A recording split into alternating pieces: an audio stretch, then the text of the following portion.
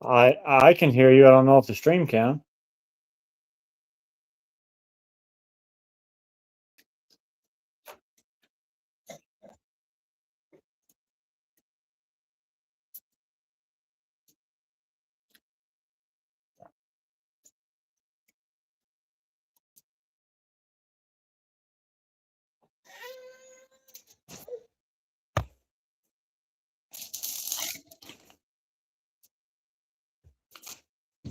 Go down to your microphone on OBS and make sure it's coming through as the Yeti.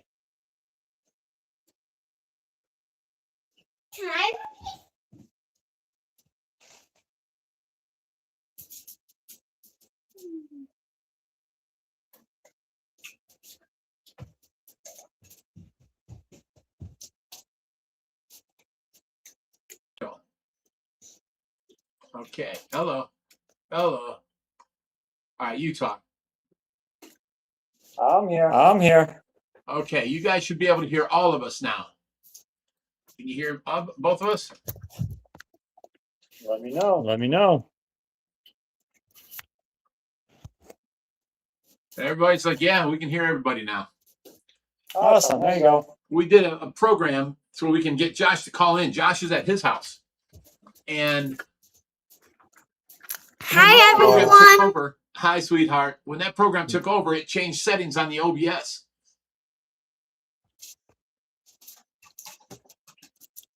All right, so now that we got this, it's such a cluster of the software that we have to go through between the two to get this to work. It's a pain in the butt, to tell you the truth.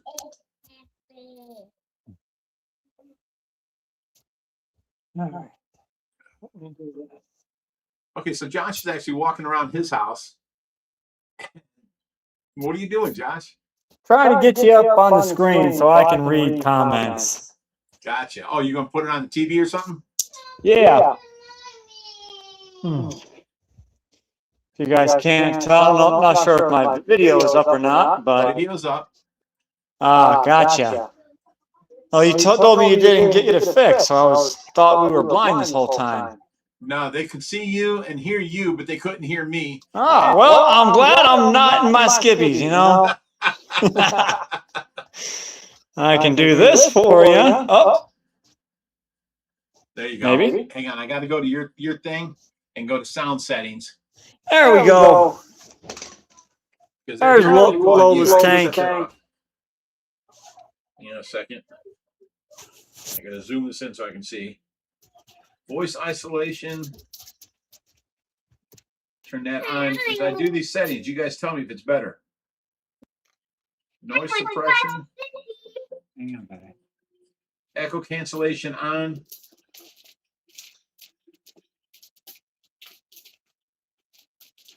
All right, is the echo for Josh gone? What's that? Holly Jam says you're a cutie, Josh. But I'm good. Oh, God dang it. I can't even read this. I'm good. No skivvies shorts, please. Everybody's saying no. Does that mean there's no reverb on Josh or echo, or is it still there?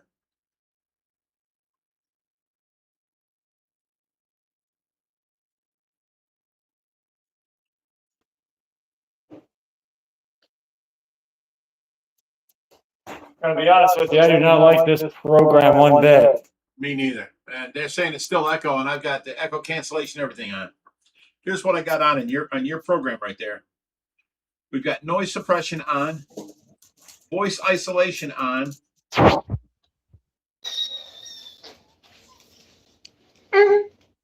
Echo cancellation, auto gain control, noise gate, and compressor is all on. So the only way this will work is if I use earbuds in here and let the mic pick me up. That way the mic don't hear you talking, because you talk through my TV and this mic picks it up and sends it back out. So it ain't going to work. Yeah. Unless I wear headphones.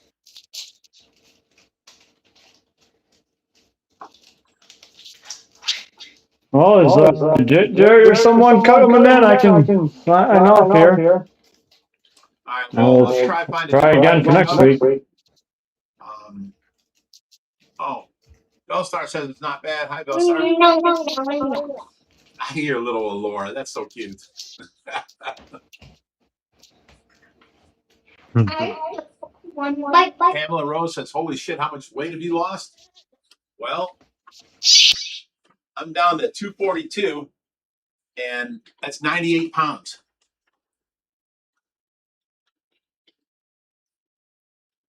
And now oh, that's right. We turned the size of the text down. I got to turn it back up. I can't see. Okay. Pam. Oh, that's Pam. That's Tracy's sister, Pam. Says, oh my God, you look amazing. Well, thank you. Bellstar says, looking good. Visions Lysergic says, good going, man. You look so good. I'm going to have to move this table closer so I can see this. Nate says 98 pounds. So other people are up on it.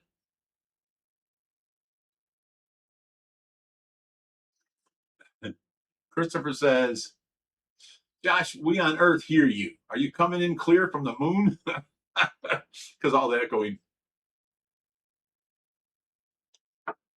Hawkfan says GLP-1 rocks saved my dad's life. I'm not on GLP. I just do the carnivore diet. I only eat hard-boiled eggs, ham, lots of chicken, tuna, and turkey. That's all I eat. I don't eat no other stuff with it. I don't eat no salad dressings or nothing like that. And Greek yogurt, the 000, Greek yogurt, and then my wheat protein powder. I got it in vanilla and chocolate. And what I do is I take a scoop of vanilla protein powder and put it in a cup of Greek yogurt. You mix that together and let it sit in the fridge for about an hour. Man, it's like pudding. It's really, really good. It's like a vanilla-y tasting yogurt. It's really good.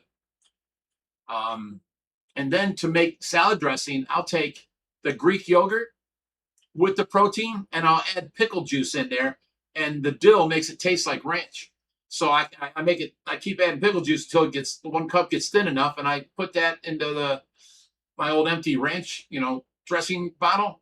And I pour about a teaspoon of that over my meat salad when I have salad, which is pepperoni, ham, chicken, a little bit of mozzarella cheese, and then the homemade ranch dip I make over it. And I eat 3-4 times a day, small amounts, about the size of, I don't know, half a chicken breast to a whole chicken breast, 3 or 4 times a day. And it works. It's been working. And if I get extra hungry, like at nighttime, instead of grabbing a snack, I'll make a protein shake. So I'm staying up about 150 to 200 grams of protein a day, and I'm eating under 1,500 calories a day.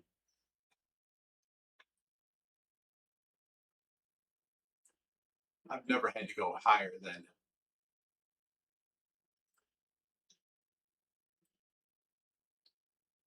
this size of thing. But oh, you know why I don't have my glasses on? These are the spare glasses I found. That's probably why I can't see today.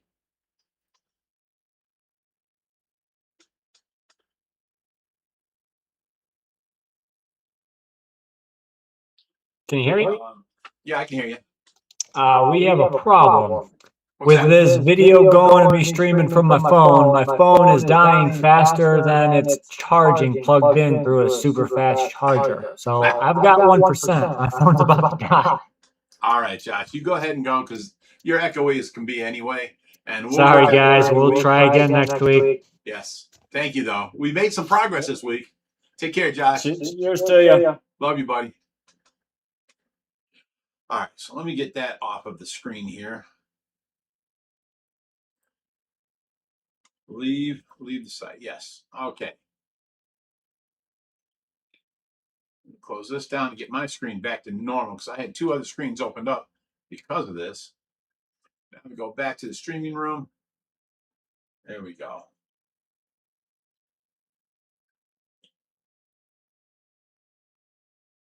Take this here. I got one more thing to do, guys. Hang on a second. Refresh this screen. Kind of wigged out on me. There we go.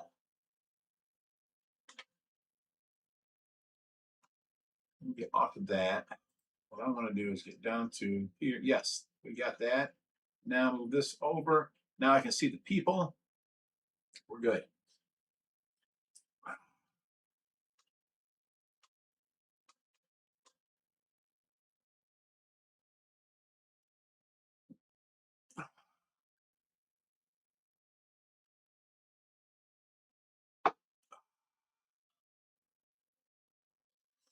Yeah, but see, I actually got OBS software to be able to have people call in before. It was a little complicated. Josh tried doing it tonight through a different software, you know, like Meet or something. It wasn't Meet. It was a different software. It's like that, though. And then copy the link into OBS and add it as a browser. So the problem was I had to have 2 cameras and 2 mics hooked up for that to work. So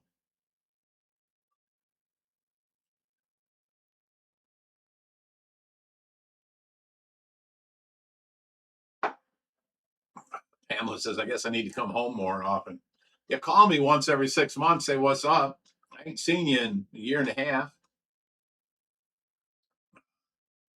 You know, you're always welcome here. As long as you don't get drunk and hit on me.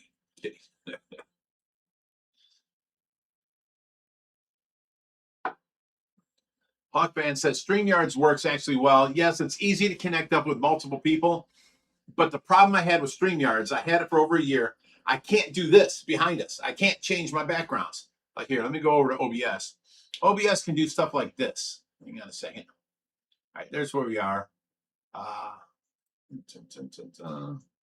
You know, I can add things in there. You see here. You know, there's Reaper's slideshow of his motorcycle. And then I have other backgrounds, you know. Let me get that off. Okay. Turn this off. That's my webcam. Now here's a different background. There's my Harley out in the garage. I got new Harleys, so I made a slideshow of that. Actually, let me move this to where it covers the whole screen. Come on. All right, so anyways, let me get past that one. Oh, that was a good one. Okay, this one here is the cichlids. This is Josh's Harley. And I can put any background I want on here.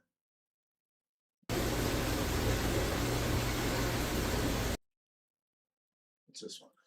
It's hard for me to see this stuff. I got the wrong glasses on.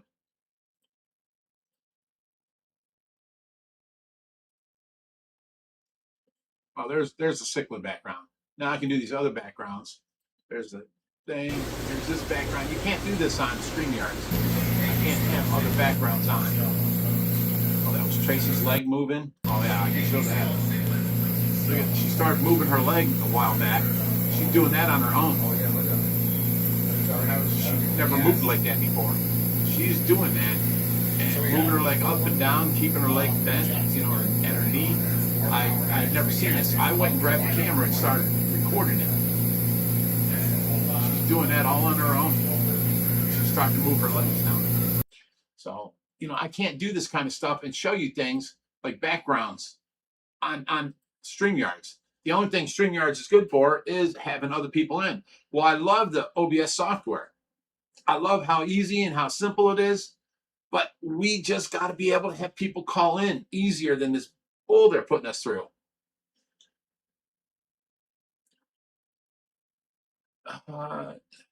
You know what? You guys wait here. Let me go get my other glasses. I can't read any of that. Be right back.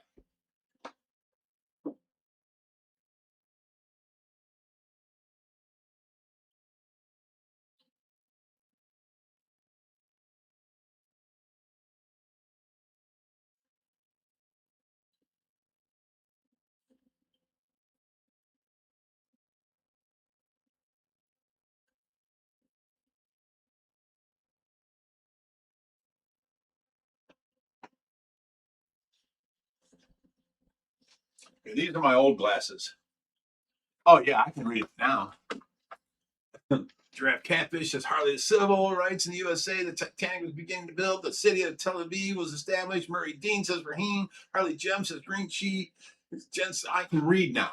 These are my old glasses. So Carrera's scoliosis or scoisos. I don't know how to say that. It says I should wear a green shirt and just be a floating head. But let me get the background back on. Oh, I can read these now too. Cichlid background. There we go. See, I like this a lot better.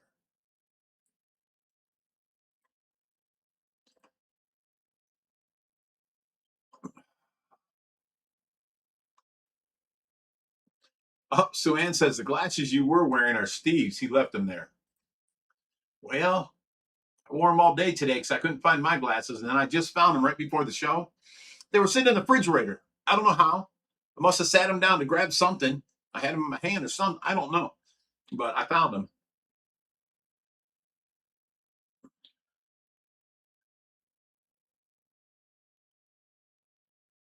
Oh, what was the name of the Kool-Aid packets I put in the vodka? Crush Singles. The brand name is Crush, and it was the Great Crush. Hope that helps. Wicked Gypsy says I'm hot. You know, you ain't got to go around telling people that. You can let them figure out for themselves. Murray Dean says, dig that tropical shirt. Well, it's one of my bigger 2Xs, and it's kind of floating on me. So I got to go through my closet and go through the rest of my 2Xs because now I'm skinny enough to where I should fit into the rest of my 2Xs. I went through them before, like, I don't know, 2 months ago, and I picked out 2 or 3 2Xs that were big enough. You know, even though it says 2X, some are bigger and some are smaller. And I went through them and I couldn't fit some of them. But I picked out like my Superman shirt, the blue t-shirt that says Superman on it, or the big S insignia. I could wear that one, but I couldn't wear a bunch of other ones. Now I should be able to wear a bunch of other ones. So I'm going to go through and, yeah, I cut my hair, but I mean, the ponytail's still back here, you know, it's all back here. So I need to go through and get rest of the 2X shirts out and then put a bunch of my 3X shirts away because I've got so many shirts. I've got one of those chairs that vibrate and heat and stretch you and zero gravity. I got one of those in my room, and I just hang my shirts right over the back of it because I'm a bachelor. I don't hang them up in the closet. So when I get them out of the laundry, I straighten them up and I set them over the back of the chair, and I do that. And I go through the shirts on the back. Oh, I want to wear this one today, and I'll pull it out. It's easy for me because I'm half blind, you know. Well, I am fully legally blind, but it's easier for me. Now, if Tracy was awake, she'd have all my shirts in the closet, and you know, she'd have my favorite ones to the right. You know, she did all that. I don't. I don't even like doing laundry, and I don't like folding. So all of my shirts aren't folded, and they're not hung up. They're hanging over the back of a chair. And same thing with all my shorts. I take them, I fold them in half, and I lay them on top of each other, and there's a pile of 8 shorts in my dresser. I can just go through one through the next, you know. So I don't know. It's just how I've been living because Tracy's down and I don't have, you know, anybody here. Jens Carlson says a Tom Selleck Halloween or Hawaiian shirt. Yeah, it sure is, ain't it?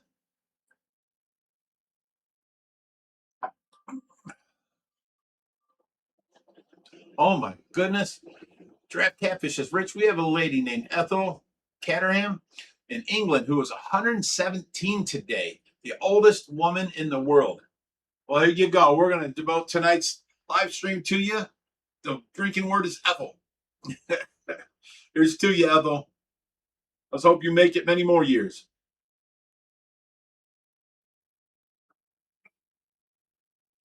AJ says, Rich, today you put some goldfish which Reaper rescued in the front pond without quarantining. That's bullshit, Raheem. Go back and rewatch the video. I cut the camera off because why video quarantining? And then I turned the camera back on as we started carrying fish over, and I said, We just quarantined for over an hour. If you can look at the pond, the water's down lower. Those rocks are usually underwater because it's a ledge like this. The water's down here. It's usually up here. We used all that water to acclimate the fish, and then we went ahead and started moving the fish over and plop and drop. And you know, so you got to watch more closely on the videos because I said all that.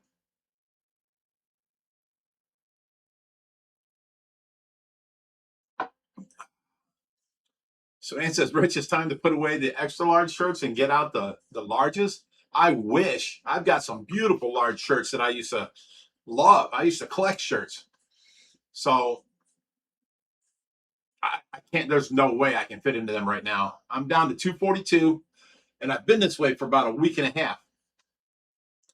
And Nate says, I thought Jerry was the oldest person alive. Me too.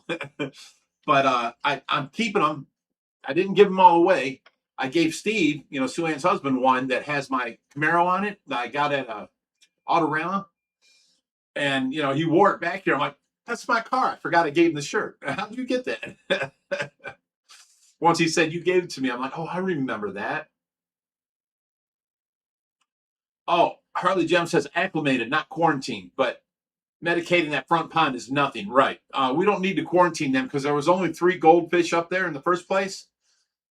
We've got, you know, Trump, the big orange one, and then 2 smaller ones. So if we have to add medicine, we do. You know, it's no big deal.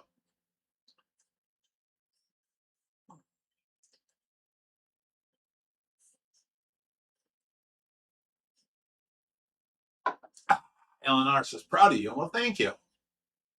And you guys should know Bellstar on here was talking to me earlier about visiting soon. She might come and stay a week or so and help out around the house and see how everything runs around here. And, you know, her mother passed, so we're very sorry to hear that, Belle. But now she's got time on her hands that she could do this.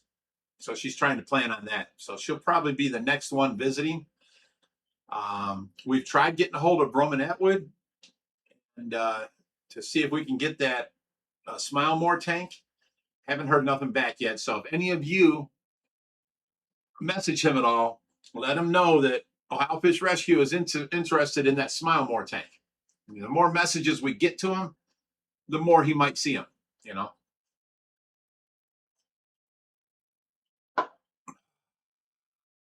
Terry Times here. What's up? She goes, hi, Big Rich in chat.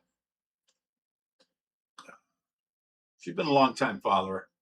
Let me see this here. Oh, shit. Hang on. My Tracy's feed went out. I got to turn that back on. Reconnect. Sometimes this little tablet, I don't know why. Everybody else has got great Wi-Fi here, but this tablet, it drops Wi-Fi and then it shuts off.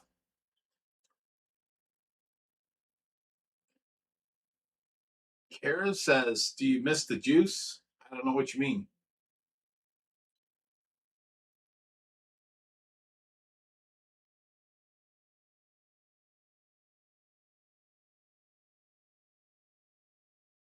Okay, Alan says, I love Ohio. Indoor rays, bike park. Things are so much looser there. Don't know what that means, but okay. Terry Time says, I'm with you every day. You go, girl. Here's to you, Ethel. Ethel is a lady that lived 117 years old, and she's the oldest person alive right now. I said the drinking word today is for her. Christian Nichols says, you going to have any more guests on tonight? Yeah, Jerry comes in at 6 o'clock. Oh, juice, roids? No, I don't take no steroids. I don't do any of that kind of stuff. I don't even have drugs here. I don't mess with weed. I don't even take pills. The only thing I do is drink on Friday nights. And sometimes when I have big people over, I'll drink during the week with them. But other than that, I don't do any kind of drugs, legal or not. I don't even take Anacin or Bayer or anything. I don't know. Jared says, do you ever mess around with a soundboard on your computer by chance? No, but we are wanting to get, okay. You notice on other people's live streams, when a person talks, the screen goes to a camera pointing at that person. And then the other person talks, it switches to a camera pointing at that person. and then it switches back to a camera at everybody. I want to do that, but we're going to have cameras over here on a like hard table that ain't connected to this table, because if I do this, if we had a mic on there, you'd hear it, and then if it's a camera mounted on this table or hooked to it, you'd see it vibrate. So I have to have another table right in front of my table here, even if I make it like a 1x8 hooked and then put to the ground, not touching this table. I can mount the cameras there and point them at different people. So I need 3 cameras to point at 3 different people, and then I need this camera to point at everybody. So I'm going to have to raise this camera up higher and point down at us so that it don't catch. Like the cameras would be like probably right about here, and you're going to see the top of the cameras. So I'm going to have to mess with that. But the camera switching unit, I'm going to have to do here. Or, you know, when we go to like the aquascape, they have people running a computer and a video thing off camera, so that the interviewer is on camera, and then the 3 people that are being interviewed, which I was one of them, is on camera. And then each person that talks, there's a guy sitting there hitting a button to go to that camera. I'm going to have to do that myself because we don't have people that hang around here that would do it. So, you know, like when Jerry talks, I'll have to hit number 2. When I talk, I'll have to hit number 1. You know, and then if we have the red chair in the middle, that could be number 3.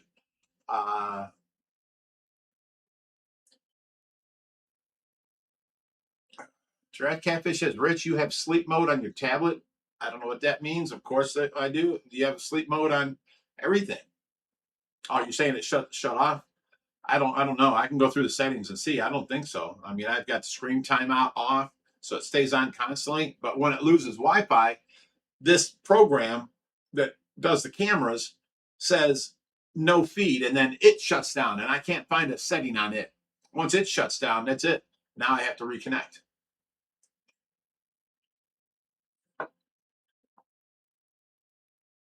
Well, anything green, you know, like if my shirt has any green in it, there will be a hole. This is green, you know, so you can't see it, but let me turn off the cichlid background. You should see it because that's got the green screen on it. Cichlid background. See my hand? Oh, it shows up black, but this is a green. Oh, this screen behind me is green too. I don't know why it's showing black, but this is green also. And it kind of does the same thing. Let me turn the cichlid background back on. Okay. Anything green, it shows the video through, no matter where it's at. So I can do this and tuck this into my shirt like a bib. There you go. Now I got a hole in my chest. Fold this over. This goes into here, the tie. There you go. This one up. Now it's pretty well even.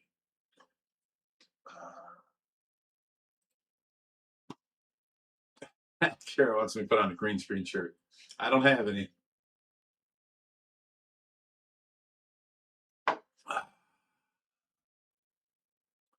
So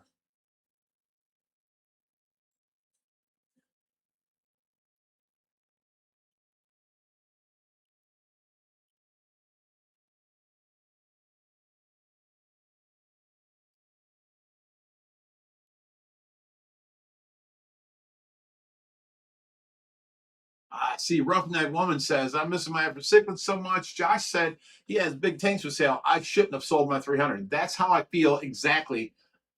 Back when I was starting this rescue with Josh, I sold all 5 of my macaws, and I loved them. Well, it was 4 macaws and 1 Moluccan cockatoo. And I had one of those birds for over 20 years. And I decided I'll go ahead and get rid of all this to build this with Josh. You know, they were loud, they were noisy. A lot of people didn't like them. I love my birds, but I got rid of them, and I've regretted getting rid of Big Boy ever since. I had him for over 20 years, and I wished I could get him back.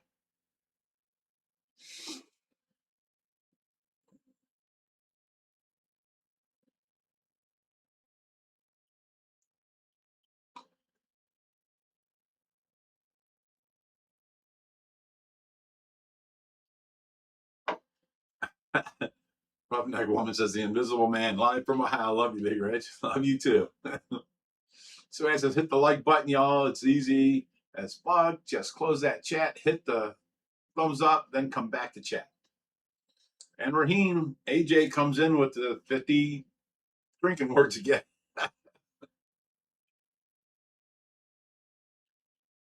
Pam, Tracy's sister, says, those damn birds bit me all the time. Then they would laugh at me. Oh, yeah. Some of them were cynical birds, weren't they? But big boy, I can do anything. I can flip him over. I can grab him by his wings and flip him over on his back. I can pet him. I can take him by his claws and flip him up. I could tell him to, do super bird. He'd bring out his wings and squawk, and wow, I don't know. Wicked Gypsy says, that's Lori, why is everyone yelling? Turn your volume down. Pam says, big boy was a pain when I wasn't around. Birds like that, they get attached to one person, and then they treat other people like shit. Like, get away from me. My master ain't here, Sarah says, what are you going to be for Halloween this year? I know exactly what I'm going to be. I'm going to be in an outfit that you don't know who the hell I am. And I've got a few people I'm showing up at their house. I want to talk to you. I ain't going to talk because they can then say it was this person or that person. I'm just not going to talk. Knock on their door and we'll take care of business. So if, big gorilla shows up at your house and you get punched in the face, it wasn't me. Justin Harper says, you're losing all kinds of weight. Yeah, I've been trying. I've lost 98 pounds so far.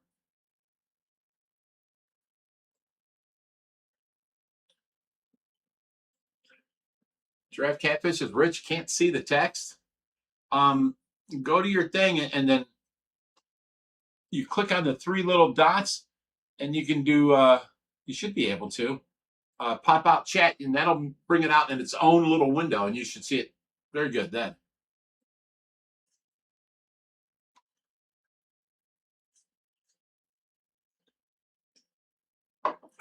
Kara says, dress up as Hulk Hogan.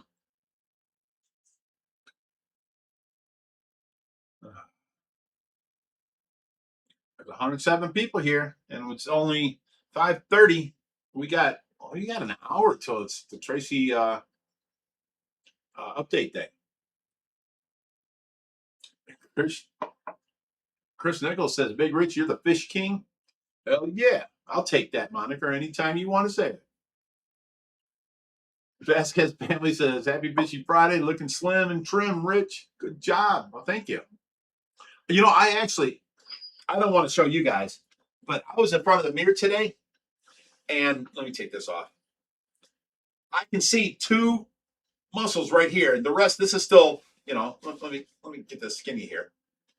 I can see 2, like the lights above my thing. So there was like a shadow under 2 spots on my chest, and then the rest is, still, it's there, but it's getting harder. I don't have no big bulges on the side no more, and I'm turned sideways, and I'm not that thick. I'm still too big, but I mean, I'm telling you, my waist is thinning down so much. My shorts keep falling down. I have to pull them up all day long. It's crazy. So, but my knees don't hurt near as much. It's so much easier to get up out of bed. It's amazing. Nate says, Rich should dress as Bigfoot and run through Will Star's yard. I did that once, and that started Will Star's channel. He saw me and thought it was real and started up this whole Bigfoot thing, and it's been epic ever since. Will Star, he didn't see no Bigfoot. He saw me. That was it.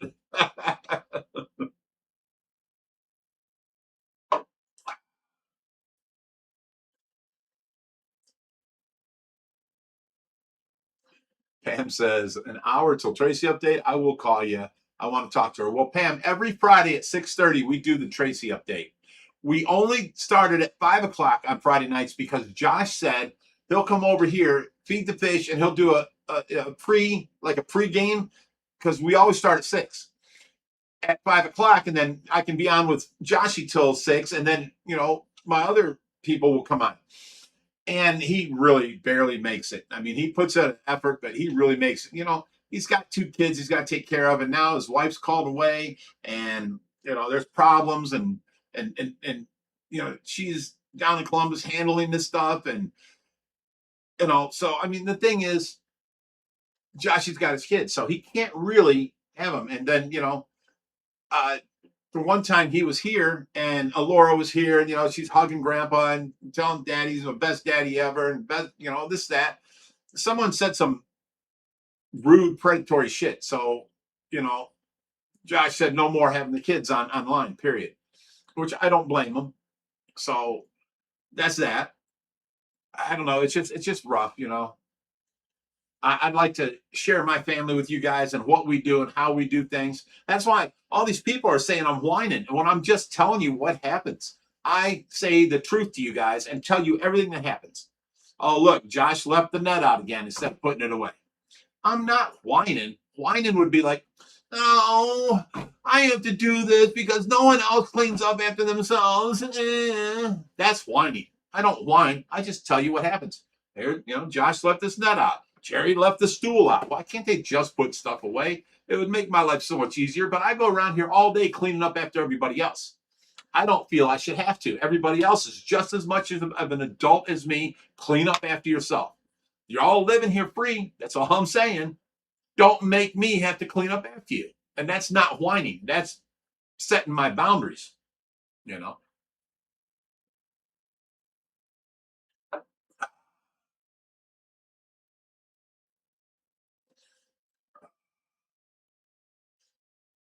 Roughneck Woman says, looking amazing, Big Rich, by the way. Very handsome man. Aw, stop it. You're going to make me blush. Raheem says, imagine Rich as Bigfoot on your doorstep on Halloween. Only if you pissed me off in the prior year. It's the only way that'll happen. You can't prove it was me. I ain't going to say nothing. You're not going to see how long my hair is. You're just going to get punched in the mouth when you open the door. I thought that was a genius plan, And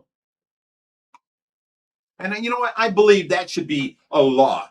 Everybody should get one a week.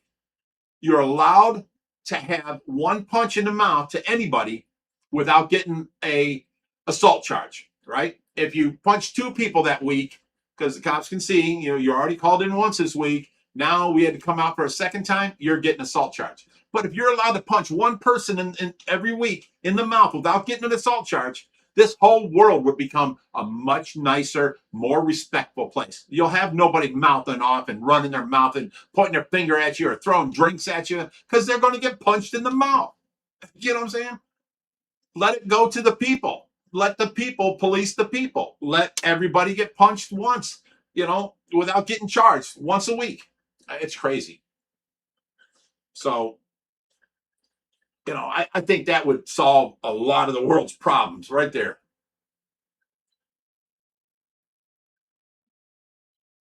So, and can we punch the same person twice? No.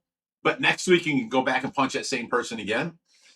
Because once a week you're allowed, to punch somebody in the mouth. I don't know. Roughneck Woman said, that's the way it should be. Able to punch someone in the mouth. I remember when Dad would show up and punch a dude in the mouth. Yeah, and he wouldn't go to jail, It's just, I ain't going to mouth off to that person again, or I ain't going to do what, I did to make that dude punch me in the mouth. I think that's the perfect solution to all of today's problems. All this, rallies, all the Antifa stuff. I would go to all these rallies and take look at the biker clubs. They can show up and there's 100 of them. Each person gets to hit one person in the mouth if they're mouthing off. I mean, you can't just walk up to somebody and hit them. But if they're mouthing off, punch them in their mouth and teach them some respect. I think, I think that would be a great solution to a lot of stuff. And then people would go back to respecting people and not saying things that are on their mind. These younger people, they just say whatever's on their mind because they don't think they have any recourse. They don't have to put up with anything. Well, you're going to get punched in the mouth if I become president. That's all there is to it.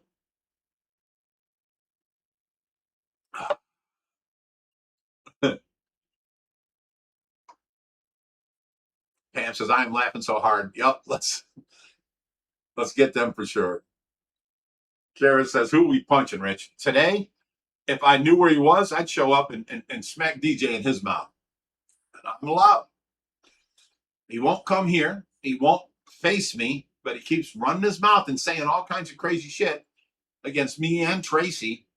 And, you know, he deserves to get punched in the mouth. He thinks he can hide and, you know, get away with it.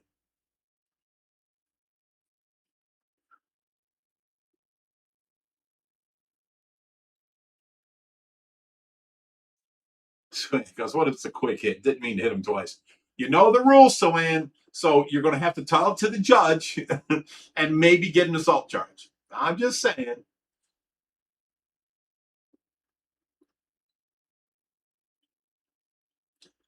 Reem says, agreed. A good punch in the mouth acts as a great attitude adjustment. That's what it is. Nobody gets spanked no more, so they have no respect for their elders.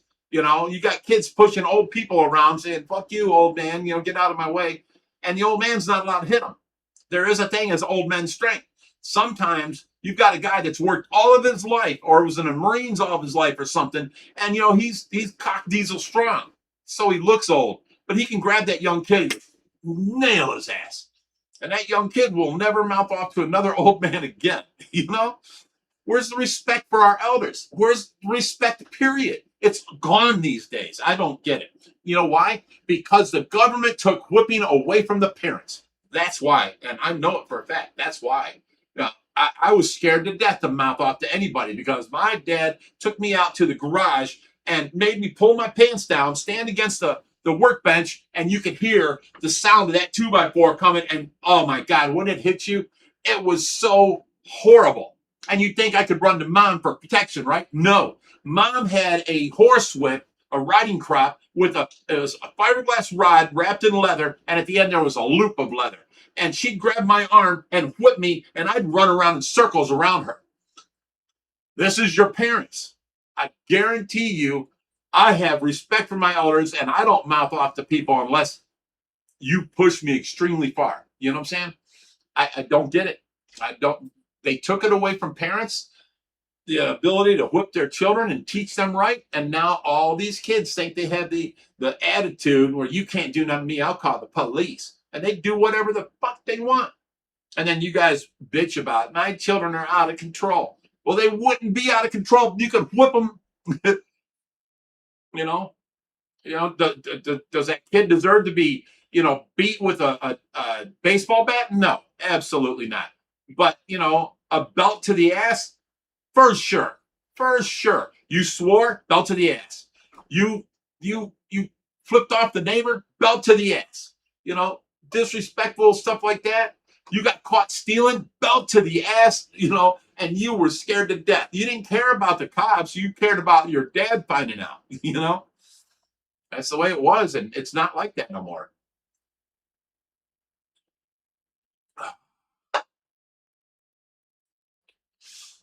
All right, Kara, the guns thing.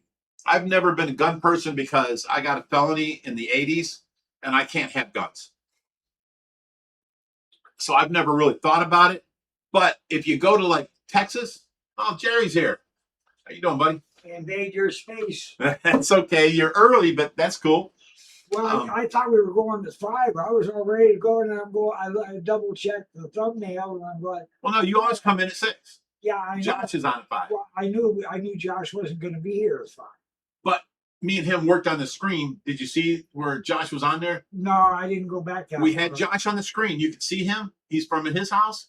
But the echoing was so bad, I have to wear earphones to hear everybody because So it was coming through the TV, and then my mic and, you know, everything would pick it up and echo it. gives us something to work on. Then, no. Yeah. So At well, least I don't we- want to wear earphones yet, but Well, at least we know it'll work if we're all not. right. Your glasses. So, but- glasses? Never mind. Okay. Or they might be Steve's. Sue-Ann said Steve left his glasses here, and I wore these all day. And They were just fine, huh? they worked, but I couldn't read the screen. You know what I'm saying? I couldn't. So I had to go out, leave the people alone for 5 minutes, go out to my room where I found my glasses in the refrigerator. I got a phone, man. Okay. But I found my glasses in the refrigerator. So I had to run and get my glasses because I was wearing these. I'm like, In oh, the- here they are. And I put them in the my room. refrigerator? So anyways, as far as guns, if you look up Okay. statistics, like Texas, you're allowed to carry concealed. Yeah, turn that volume down. You're allowed to carry concealed in Texas. And I guarantee you there's a lot of people in Texas that wouldn't like mouth off to an old man because they know he's got a gun. I bet you the respect level is way higher in Texas than it is here. That's all I'm saying. I believe in that. Achilles says, Big Rich for Prez, let's get Asian arowana legal. Absolutely. We'd have Asian arowanas. We'd have snakeheads for sure. Wishful thinking. I'd like to have a snake No. here just so we can show The fish people what or they Rich really for are. president? Oh. Whatever, man. I get tired of people thinking the Bashirs are those snakeheads? No, AJ or SJ Fish Keeper UK. I call you Raheem. Aren't you Raheem? Or is that AJ Fish something UK? No, it's not right. That's not Raheem? No. Okay, see, ever since YouTube took over and changed everybody's names to the YouTube handles and stuff, I think it was AJ Fish Keeping or something. Without physically stopping and reading it, it does look an awful lot like Raheem. Doesn't it? It looks just like Raheem's. Yes, it's got the Except for same- looking close, it's SJ, not AJ. Yeah, well, you have to look close. Right. So I'm sorry. I thought it was Raheem. I'm my bad. Chris Nichols says, "What's up, Jerry?" Okay, Pamela Rose says, "Kids do not get disciplined anymore. I was teaching a swim lesson today and had a 7-year-old mouthing off to me and wasting time during it. I told her their mother paid good money and that's the end of it. I don't know what and is."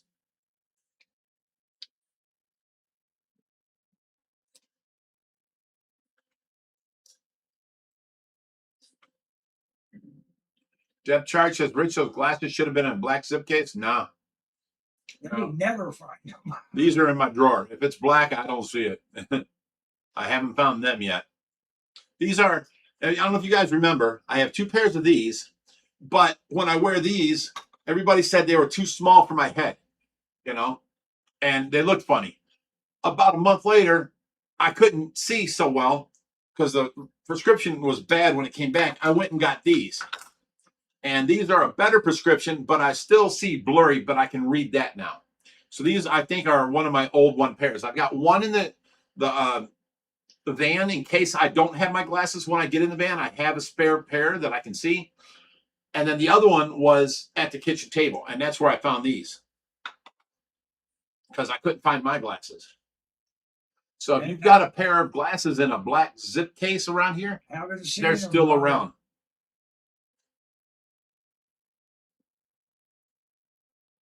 SJ said, "Yeah, that's not me, buddy." Raheem, where you at? Come in and say something so I can see the difference in the spelling. It's right there. Where? That's not Raheem. That's Raheem. No, that's SJ. Oh, is that AJ? That's right. AJ Nabil Yeah. Ladka. Nabil Ladka. AJ Nabil Okay, Ladka. you know the biggest Okay. difference? He's got a star there as a mod, and the other guy doesn't. There you go. Yes, the other one is SJ Fish Keeper UK. Yeah. They're both from UK, so I thought it was the same one. I'm sorry, buddy. They're not both UK. Okay, so the white looks like AJ because I don't read the rest of it. And the blue AJ, that's Raheem. Raheem's in India, isn't he? I don't know. There's so many people. I don't. How am I supposed to know where they're all from? We need more. Don't make excuses. We get any more people, I can't read all the chats. I'm going to have to just read the super chats like we used to when there was like 600 people here.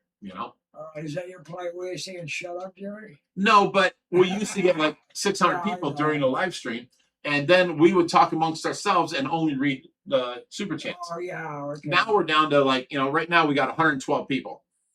So I have time to read this kind of stuff, Oh, weren't you making money back then? I thought you were making money for a while. We were making $400, $500, $600 a live stream. Now we make like 15. Well, we don't have the super chats coming through because we're answering everybody. Okay, Matt Wynn says, question about the sump tank. What paint was put on the bare metal that allowed the water to penetrate? Are you familiar with 415 and good metal etch? Yeah, we used what did we use to etch the metal? It was we used muriatic acid. But that's yeah. Well, we have to in order to clean it enough to coat. That's what we used to paint before this paint failed. Yeah. And then we painted it. And that company assured us it's the best paint. You'll never have to worry about it. You know, it's a rubberized paint. It's blah, blah, blah. And it failed within the first 2 weeks. I was just in there vacuuming out the bottom of that stuff, and I can tell you that is shit. Well, we painted all 3 tanks with it. Underwater. We painted all 3 tanks with it. And then we had to go back and grind them off the other 2 tanks to get them up and running. We wire brushed them. We wire wheeled them. We took a 3-inch belt sander to them. We worked for weeks getting that paint off. And then we used the paint we got now. The paint we used to use, which I absolutely love, is called Interseal 670 HS. It's what the state uses to paint the bridges with. And the bridges don't rust for years. I love that. The 415, I've heard about this and that, whatever, but we acid etched the metal. You know, we sanded it all down first and got rid of any kind of flash rust, and then we acid etched it, and then we actually took what was it? Not linseed oil. It was some sort of smelled really potent. What was that? Acetone. Acetone. Yeah. We wiped down the metal with acetone to get anything in the pores out and all that stuff, and then we painted it. Oh, Suan says he left the glasses in the dragon room. I'll go check in there. I haven't been in there since you guys left. Nobody's been in there since you guys left. Right. Nate says, I can't believe how bad that gel paint failed. It's almost complete rust in that sump. Yeah, it's horrible. Yeah. James McNally says, my dad never used to scalp us. He was passive resistance. In other words, he was against violence. However, oh, it jumped on me. Jumped again. I'm not watching it down here. However, he is strict on her discipline. She'd happily take whatever came to hand and smack us with it. And oh, okay. So whatever's around, you get smacked with. But you learned at an early age to fear your parents. Kids today have no fear of their parents. What are you going to do? Yeah, I'll call the cops on you. I'll call, children's services on you. I tell them, go the fuck ahead. Go right ahead. Why should I take care of you if you're going to, do something like that? You need to learn and listen to me. But, yeah, Raheem's from India. You're right. Bobby says, what's the drinking word? Did I miss it? Well, someone brought up Ethel. She turned 117 today, the oldest living person on the planet. Wow. So drinking word is Ethel. We, what do you call that? When you go to the gas station, ask for Ethel. The point is, we dedicated tonight to Ethel. I don't even have Ethel anymore at the gas station. Yeah, you're too old. Yeah. Someone else said when they said Ethel's the oldest living person in the world, someone else said, I thought Jerry was the oldest living person. I'm like, damn it, I'm going to have to say that to him. Raheem says, no super chats these days. Not really. There was one just a minute ago. Oh, never mind. We're not up to that yet. Robert Stacey's here. He says, hey, Jerry and Big Rich, I'm at a fish store. Say hi to, what's your name? Violet, say. Don't know what that means, but I read it. James McNally says, you wonder how us Irish dancers have our hands by our side and leaping up in the air. That was to avoid, was the tool to hit our legs. Oh, gotcha.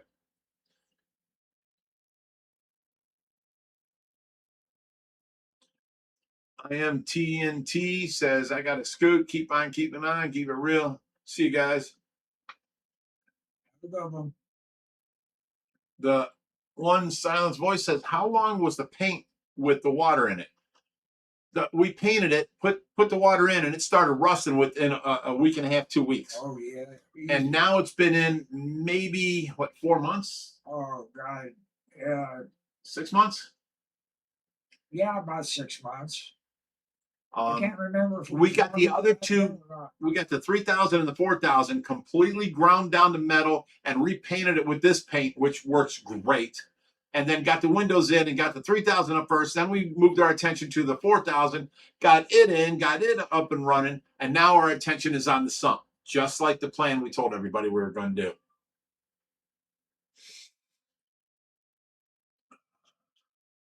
Okay, here comes something for Jerry.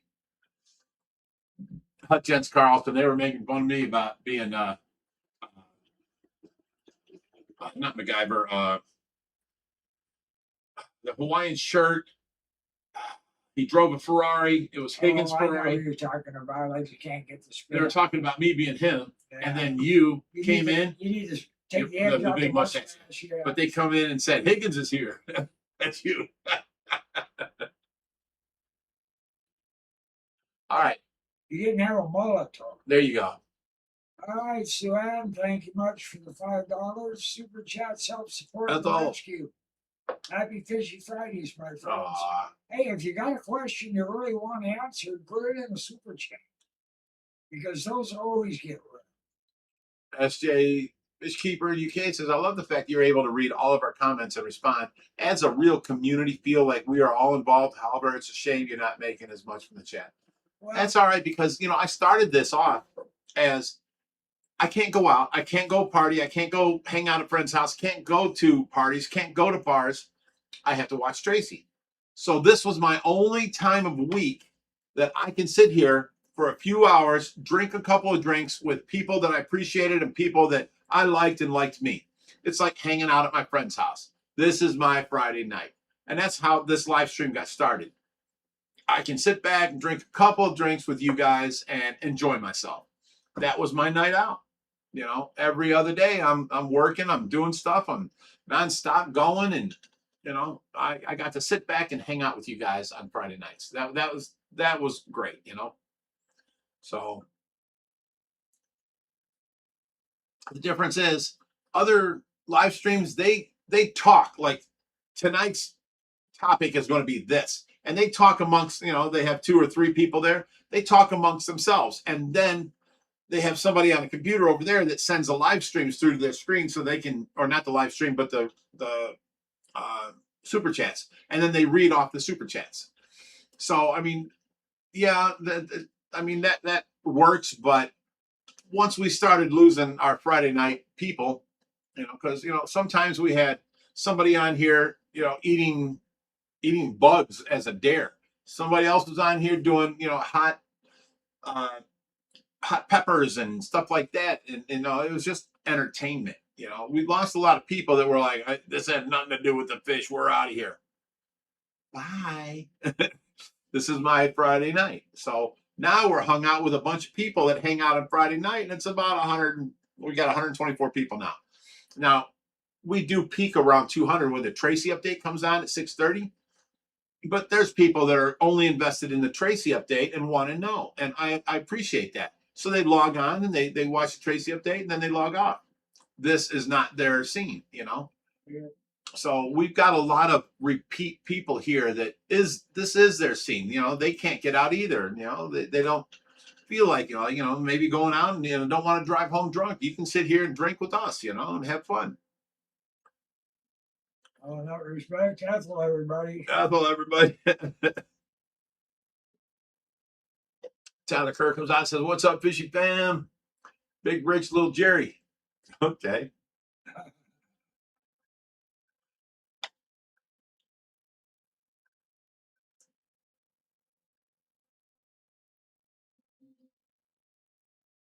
Oh, Dev Charge says, it's a black case on that black carpet. I don't know what black carpet. It may have gotten pushed under the bed.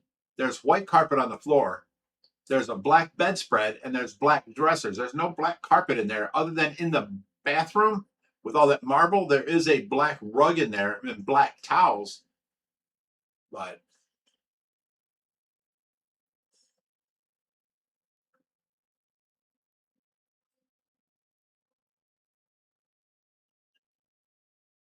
Maybe Bobby's there. It was Sam Russell. yeah, we did sandblast the last one.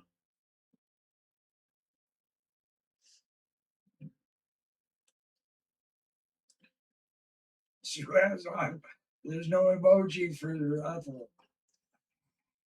Yeah, Raheem's all upset right now. I I bet. can't find. He's pulling his hair out. I can't find a emoji for this. I think that's going to be a regular challenge. Oh yeah, I'm supposed to do the intro for this.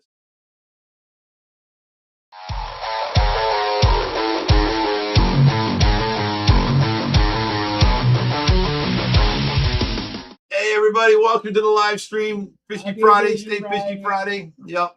I'm sorry, I didn't stop at 6 and do the intro again. The 5 o'clock to 6 o'clock is the pre-game show, basically. And you know, we're gonna have Josh on there. We're gonna be changing that soon though. When me and Josh gets this figured out, it's gonna go back to 6 o'clock to 8 o'clock and sometimes 9. But Josh will be on as a guest with us from 6 o'clock on. You know. Wow. Yeah. Once we get this figured out, we got it to work. We know we can now. Now we just got to fine tune it and make it work right. Oh, okay. I'll be able to work that out with other people too. Oh yeah. Once we get it to where it's routine That's first and the point, easy, sure. then we can have like, you know, anybody call in. Sue Ann can call in. You know, what's his name?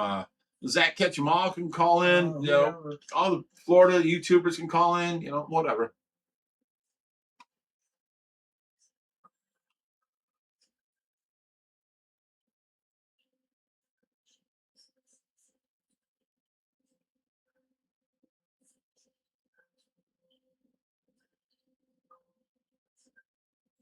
Marie Dean said, my mom put soap in her mouth. We said a bad word. Yeah, that was always a thing. All right. Let me refill my cup. We're on the second drink here. You guys know I limit myself to 3 drinks every Friday. Because I do have to watch Tracy after the live stream.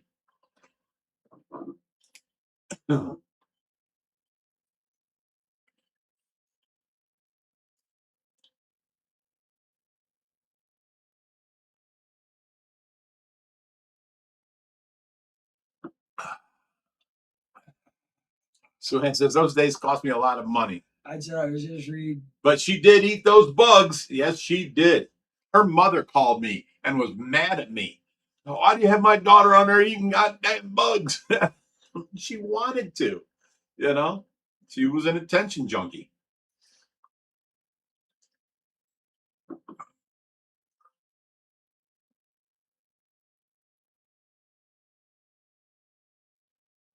So Ann says, still waiting for the calendar and the name plaques we bought.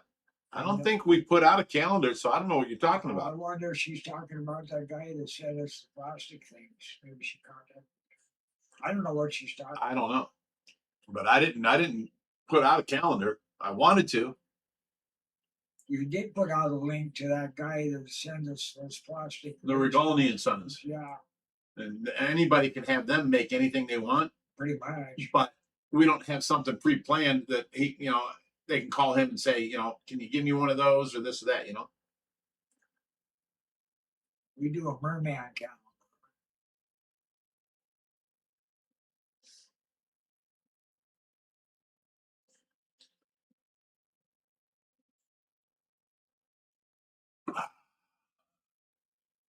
Oh, geez, it jumped a lot.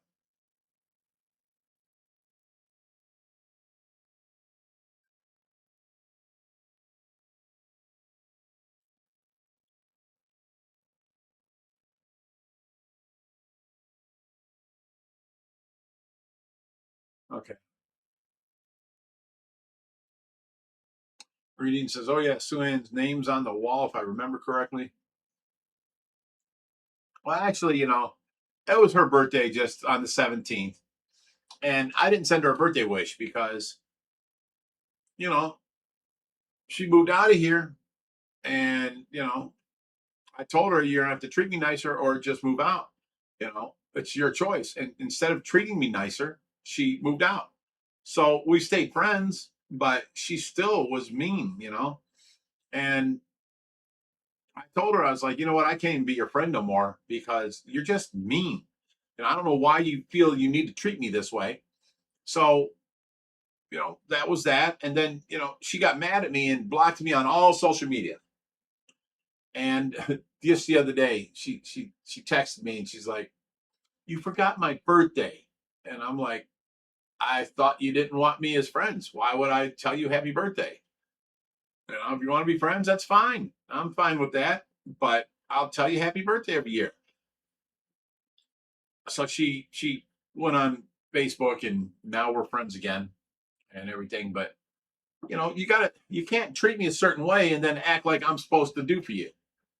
I did so much for her. She lived here for 2 years with zero rent. She lived, being friends with me for another year after that, where I've taken care of her trailer for so long. And you guys remember the whole trailer incident. I asked her to get it out of here, and she went off on me. So I'm like, well, you know, you're being an asshole. I'll just have the cops take it as, you know, abandoned property on my rental property, you know, boom. And they'll tow it. And then, you know, she got a hold of me the next day and said, "I want to know where my trailer is right now, or I'm calling the police." I'm like, "Go ahead and call the police," because the police towed it out of here. And she didn't talk to me at all. Well, after I talked to her about, you know, not saying happy birthday to her, I was like, "If you want to be friends, I'll know how to act, and I'll act accordingly. I'll tell you happy birthday. I'll be nice to you. But if you want to be mean to me, I don't want this in my life, you know?" So we're friends now. And I told her that I didn't have it towed away. Your trailer's still here in the backyard. Come pick it up whenever. But, you know, if I ask you to move your trailer out of my yard, you should be like, you know, "Oh, I'm sorry. Yeah, I'll get to it. You know, I know it's a hassle and in your way. I'm sorry." Not, "Fuck you, you asshole, blah, blah, blah." Because I'll tell you every time that it got towed, and, you know, I don't want nothing to do with you. You know, it's just some bull. Treat me with respect. I'll treat you with respect. That's all. That's it.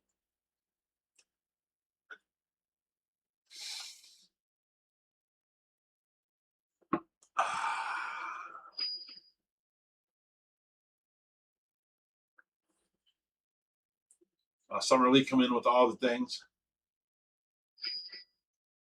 Oh my God, I've made so much money today. XRP, Ethereum, and Bitcoin all have gone up all day today. It's been crazy. Made like $3,000.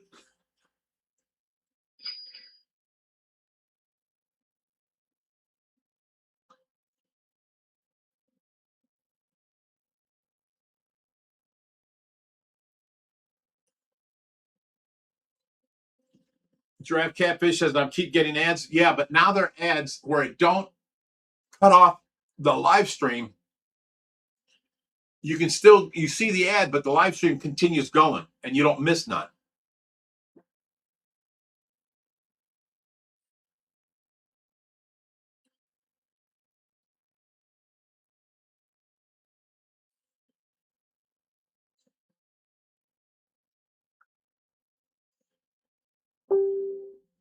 Marie Dean says, "I'm stuck at home too, so this is my Friday night out."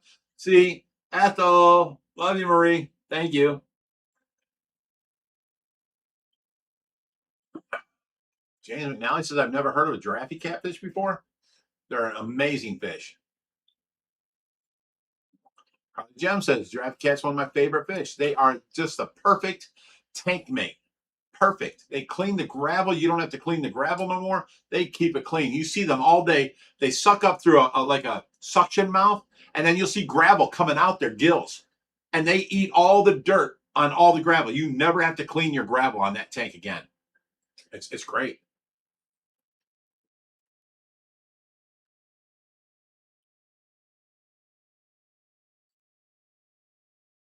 Oh, geez, it jumped again. Terry Times. I'm so happy she's gone. Well, you got to keep remembering she was a young girl and she's not got the maturity of all of us. I don't know. And I didn't say her name, so the Skylar updates. I'm not saying the Skylar updates. I just talked about. She texted me and said she was upset that I didn't remember her birthday. I'm like, I'm not your friend. You made that clear. You didn't want to be friends. Okay. You know, she's mad at me because in her mind, she thinks I threw her out. I didn't throw her out. I told her You're going to have to treat me nice like when you moved in, or I can't have you here, you know? And she got upset and called her dad and moved out that day. And we still friends for over a year. Then she got upset when I said, you know, I can't take the way you treat me. You know, I'm going to have to just not be friends with you. And she got mad and blocked me from everything. So I don't know. That's a young girl with you know, their feelings, not doing what's right, because I helped her out for 2 years. She lived here and never paid rent. I bought her things. I helped her. You know, I gave her that cat because, in all reality, I bought the cat to help Tracy, and that was, I think, $2,500. And then, you know, she fell in love with it, and I had all this stuff for it, an automatic kitty litter box, everything. But then when she moved out, now I got to start taking care of that cat. So in reality, she was that cat's mother. So I just let her take the cat. I don't have to take care of it. And that's that. You know, where's the thanks for that? Did you read the comment your pointer's on? You stop it, Jerry.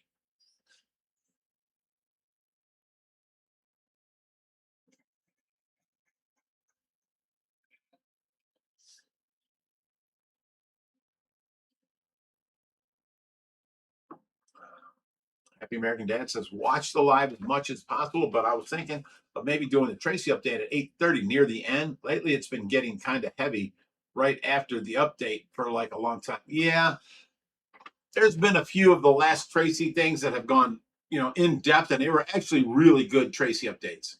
But it wears me out, you know. I'm in tears, and it brings down the mood for sure. So I get what you're saying. Do it at the end of the show, and we end with the end of the Tracy update. You know, because then you're partying all evening, and then you end with a Tracy update, and it takes its toll on me. It wears me out. You know, how am I supposed to go back to partying after that? You know. Oh, it jumped again. Oh, here we go.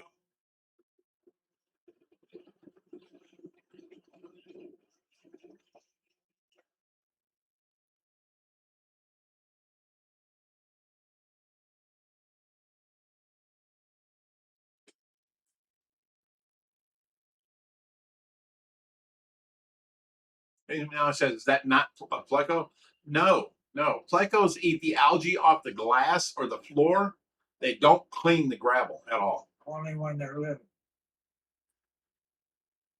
The older they get, the more as a scavenger. Yeah. When they get real old, they definitely need meat in their body.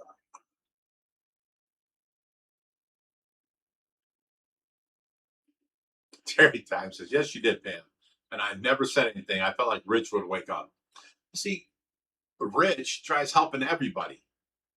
And she promised to help me clean around here. She promised to help me take care of Tracy. She promised to help this or that. And then it turned out I had to clean up after her. She was, you know, I don't want to say anything bad about her, but it was taxing on me. It was, Nate says, this is Jerry's favorite time. He's the same one that said he was tired of the Skyler updates. Right. I don't really have much on that. I just told you guys that now you understand what I'm talking about. She got mad at me for not sending her a happy birthday wish. I'm like, I thought we weren't friends. What the hell do you want? Doopy, member for 19 months. There you go. Here's Ethel the Doopy. Ride you around.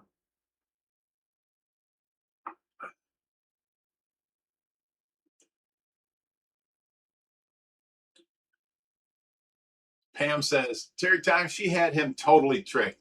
I said stuff. I guess you're just polite. I am family, and I have to speak up when I see crap. DT Knox says, no good deed goes unpunished. Best thing to do is act like she doesn't exist. Well, yeah, but she sent me this, and I had to share it with you guys. That's all. Pam Terry, she had no one in capital letters tricked but him.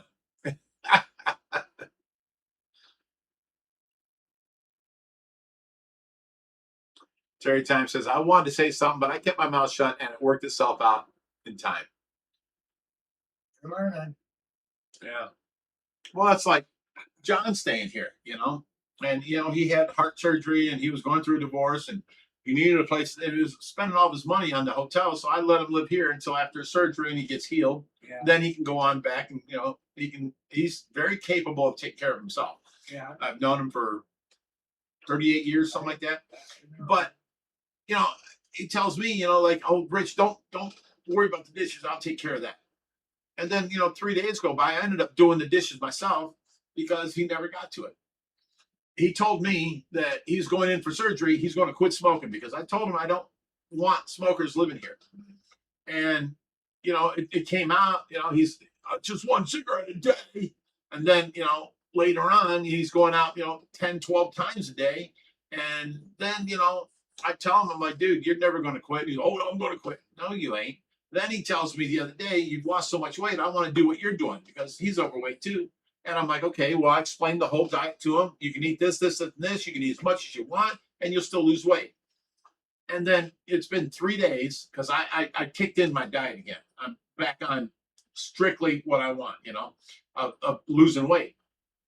And, it's been 3 days. I go, okay, brother, I'll do it with you. For 3 days, I've been on this diet.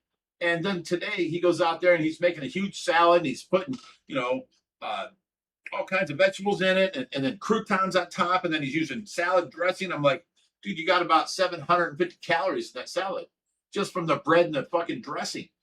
And he's like, oh, dude, I can't do what you're doing, blah, blah, blah. Yes, you could if you wanted. You said you wanted to. You talk a good game, but you don't follow through. It's called control, self-control.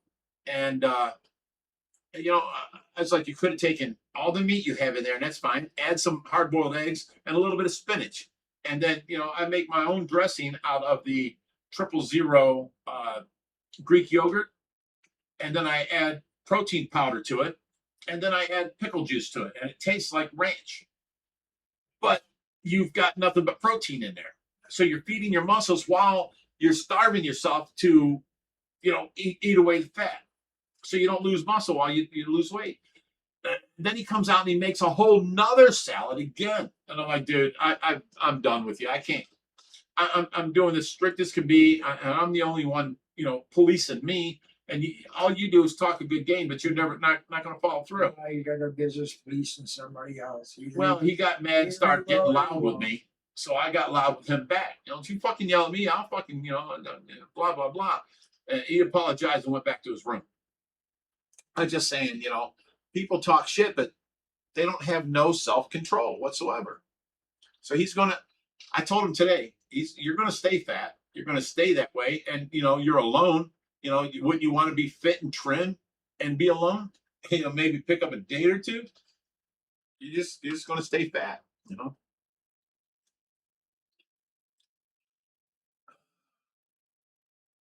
Raheem says, just made my drink a crushed strawberry. Ooh, wicked gypsy. Well, strawberry's good.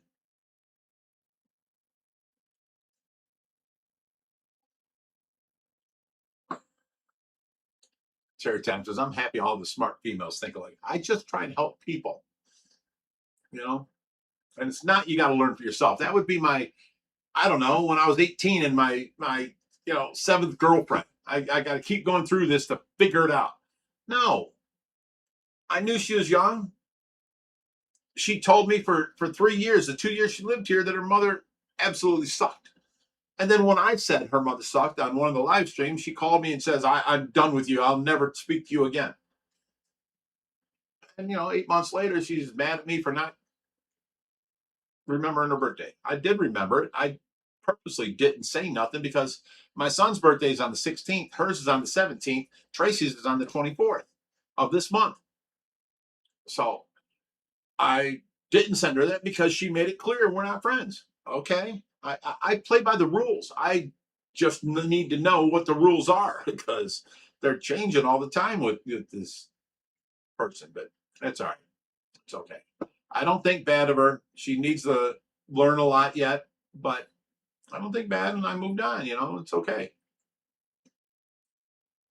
A lot of people move out of here and they can still move back here if they ever need me. Those giraffe catfish are African, aren't they? Sorry, I didn't mean to interrupt you. Hey, let me check on Tracy. A wicked gypsy making burgers on the campfire.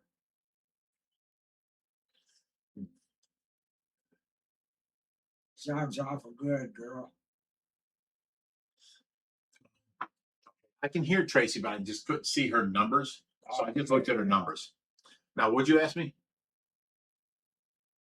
Oh, the Niger catfish. I mean, the giraffe cats are African, aren't they? Yes, come from all the lakes in Africa or the Somebody- rivers in Africa. He was asking. If they were from the Amazon. I said, I believe you're African. Okay, Sue Ann says to address the ads, Rich turned them off on Fridays because it's a free night.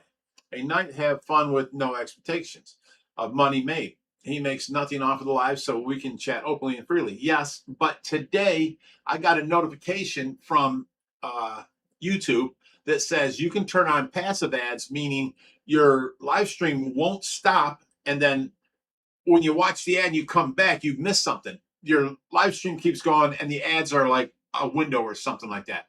So I turned them on tonight. Passive ads, not regular ads. To see if they'll work, you know. He's got Oh my God, it just jumped again. There we go. Raheem says, crushed grape shortage on Amazon. I get them from the local store here. There's like Walmart has them, Mark's has them, and I get them all the time for, you know, $1. Now they're up to $1.02 a piece. Each pack has 5 drink mixes in it.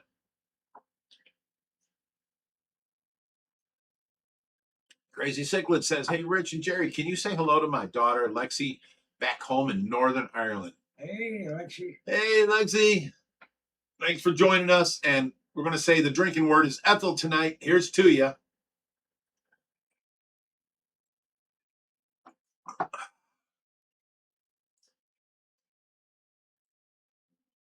Roughneck Woman said, that's right. You did the right thing, Big Rich.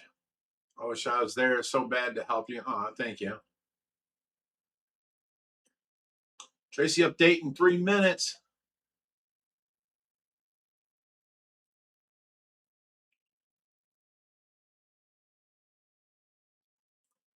James Nally says, oh, that's a shame because it would be cool if they fish clean the Amazon basin and then people would be able to see the dangerous fish in the water before their boats capsize. All I know is if I go to another country, South America or Africa, I am not swimming in the rivers, period. Or Australia, I will not swim in the oceans down there. Hell no. The ocean, I agree with you. Amazon or Africa, I mean, The giraffe cats are definitely not dangerous, but I'm talking like, you know, those little freaking. the Goliath African tigerfish. Oh yeah. We're talking the goonch catfish. That's Ganges. That's India. That's India. Yeah. And then what are the other ones I wouldn't swim with? Oh, the Wells catfish. That thing can get up like, you know, 14, 18 foot, and they're the size of a Volkswagen. You know, they can swallow you whole. I don't know, man. A Wells catfish, I can see him. Now, them little jellyfish off the Australian coast. Now, you don't know if you're swimming with them or not. So, I can't remember what they're called. Oh, Doopy says the passive ads give you a split screen. I believe the sound of the stream cuts off and plays the ad. Oh, so you still miss the live stream. You know, like if an important piece of information came out, you wouldn't hear it. That's crazy. Well, who's getting eliminated, me or Rich? What are you talking The about? one that comes on one side. Oh.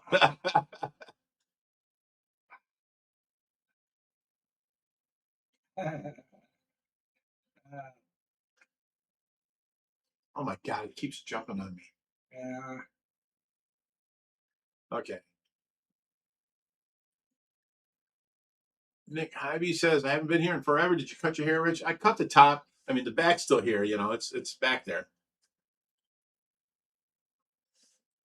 Ken Cummings says, "Have you been to the Shed Aquarium?" Yeah, I did a back behind the scenes thing there, and there we go.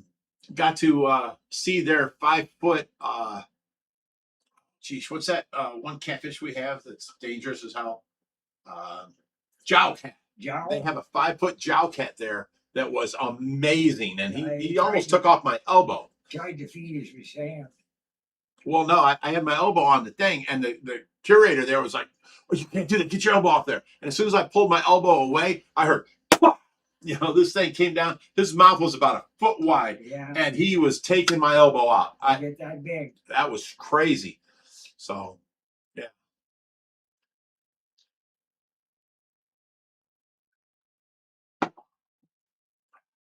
No, Sue Ann, I did not cut it all off. You're even catfish. All right, it is 6:30, so we're going to take a break from this and start the Tracy update. Let me go down here, do this. Let me go to, that's the browser. Let me see, we got Yeti mic. Okay, now the next thing would be the webcam. So under that, we're going to go to the cichlid background. We're going to turn that off. And then we're going to go to, let me see if I can find one for Tracy. Can you read this, Jerry? Tracy's pond? No. Where's the Tracy background? Should be right at the top. Yeah, you know what? It's probably, go back to the, Up. okay, but this is the cichlid background here. Turn that back on. Now, if it's up, it'll go on in front of it. Tracy slideshow. Yeah. There we are. There's our Tracy in front of the 1,000-gallon. Okay, so this week here, we've had no problems with her. She's very alert. I mean, I come walking into the room. There's Tracy at Reaper's old house. And look, she's always smiling. I love that little girl. And, you know, we've had no problems with her. She, every time I walk into the room and I start talking, she'll turn her head hard, you know, fast, and then look at me with her eyes. I always have to give her a kiss on the forehead or her cheek, telling her I love her, you know. She's just such a little sweetheart. And, oh, here, let me go above that one and turn this on now. She always worked with me. Look at her. She's at Home Depot getting, you know, drywall with me. She's carrying a 14-foot Burmese python there. She was a little go-getter. She's getting inside of every tank for me to clean them and stuff. She's like 99 pounds, and she just did any work I needed. She was, she didn't like holding a dead fish. Look at that face. I miss her so much. She brought so much joy to my life, you know. She's such a sweetheart. And, you know, she worked with me side by side for 25 years, you know. There's her and Crispy. Crispy used to live here for like 3 years. That was my, I'm going to say son, John, but it was my son, Richie, and Josh's best friend, John. And then I let John and his girlfriend live here for a few years. Well, John died. And so I let Crispy live here on, you know. So there's Tracy and Crispy at Josh's, you know, where he passed college. I think she was going after me there. Oh, no, she got a bloody finger there. That's what it was. So anyways, you know, anytime I walk into the room, she turns her head towards me and listens to me. She's not able to talk yet, but she still has not had one bed sore. She's not had to go to the hospital. Well, she's had to go to the hospital a couple times in the 6 years she's been home, but she's never had one bed sore in the 6 years she's been home. She has gotten pneumonia and had to go to the hospital because her heart rate was going up, her blood pressure was going up, and she needed, you know, IV antibiotics. So they gave it to her at the hospital, and she came back home in like 3-4 days. That's the only thing that's happened. And that's because somebody aspirated her, meaning the doctor wants her up at 30-degree, you know, like this is laying down flat, 30-degree up is like this. So she needs to be sitting upright all the time so that she don't aspirate and get her stomach fluids into her lungs. Well, that's happened a couple times on different nursing. So, and then she ended up getting pneumonia over it. But other than that, we take good care of her. She's doing great. She's amazing. So I don't really have nothing bad to report. Oh, she's doing really good.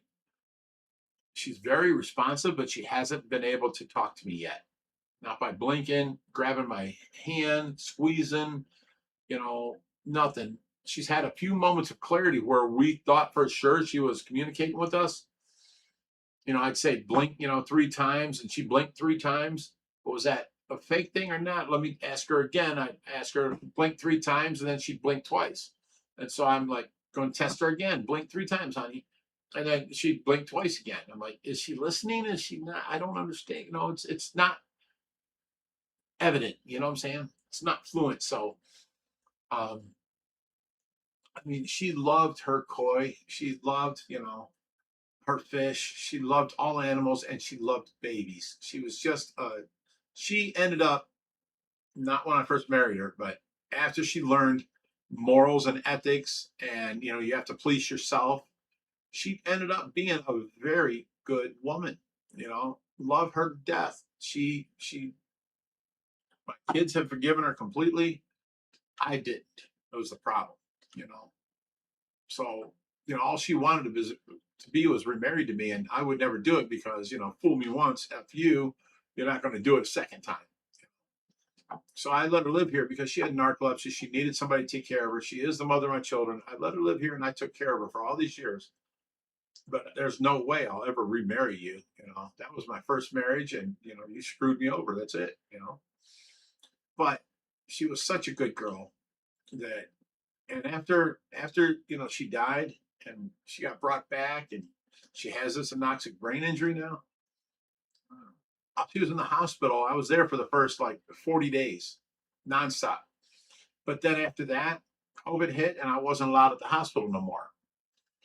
So I was home, and I started reading all these. She has all these notebooks on her dresser, and I started looking through them and seeing she's reading, writing about, and they were all letters to me that I guess her therapist said to write, but don't give them to him. It's for you, not him.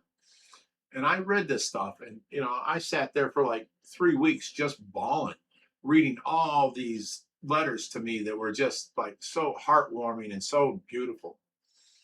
So I told her when she was able to, the first 5 years she was she didn't respond to nothing, but it was I don't know, 2 years ago I told her about her grandkids, and she's looking at me, and she was very coherent that day, and I told her about her grandkids, and she deserves to be here playing with them and all this, that, and tears came out her eyes. She fucking heard me. I know that for a fact.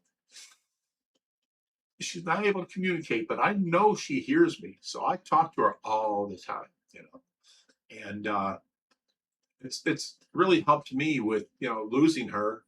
But other people, they lose their wife or whatever, significant other or whatever, they have to deal with the loss. I've never had to because I still got her here.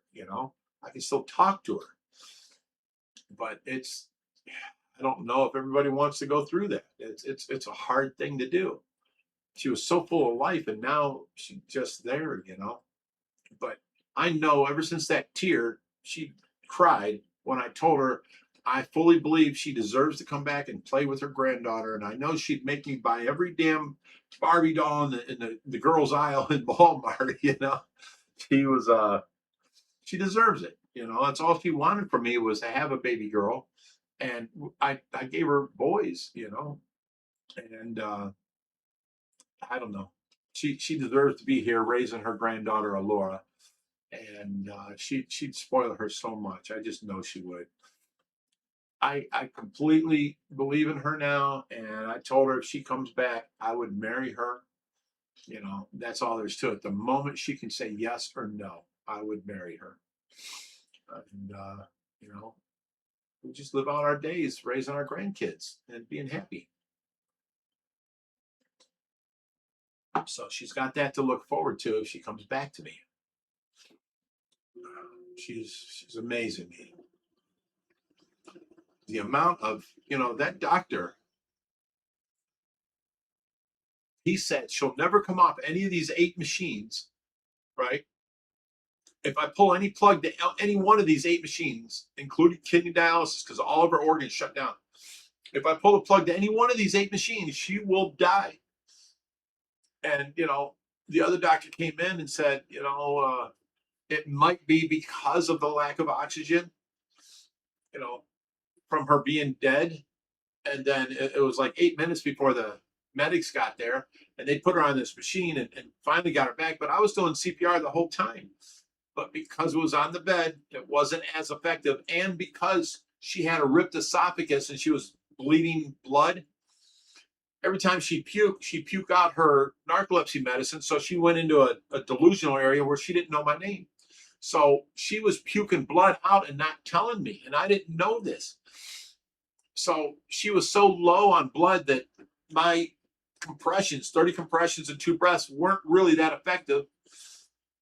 And, so it was like 10 minutes before the medics got her back. And, they realized that she was bleeding internally because the blood was coming out of her mouth with like coffee grounds and stuff. So anyways, the doctor said because of the lack of oxygen, her brain might be swollen and that would give a wrong CT scan.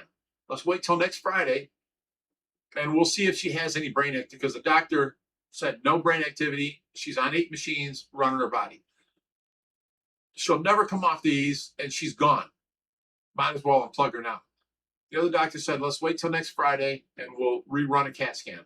And by next Friday, she worked off 7 of those 8 machines. I was like, if she's fighting, I'm going to give her more time. If she's trying, I'm going to give her more time. That's all there is to it. And then she had plenty of brain activity from the CAT scan. So fuck you, Dr. Kumar. I'm going to give her as much time as she needs to come back. She deserves it. So she's made, you guys saw her legs moving earlier. She's moving them on her own. She's made strides of progress. She just can't communicate yet. And to me, it's heartbreaking because could you imagine laying there in a bed where you only get up out of the bed for 2 hours and you sit there, but you can't talk to nobody. You have all these thoughts in your head, but you can't talk to nobody. How alone, how boring life must be for her. It's horrible. I feel so bad for her. She deserves so much more than this. I can't wait till she comes back. I know I don't have delusions that she's going to be like, wake up one day and that's Tracy again. No, she's going to come back and she ain't going to be able to talk. She ain't going to be able to walk. She's going to have to go through years of therapy. I know this. I understand this, but yet I'm still going to take care of her. Her family's not doing anything. I'm all she's got. I have to take care of her. She's family to me. She's mother of my children. I'm not going to fault her. That's all there is to it. She was good to me for the last 25 years. I was the one that didn't forgive her. She was a good girl to me and a great mother to my kids. I owe her. There's no way I'm not going to take care of her. Yeah.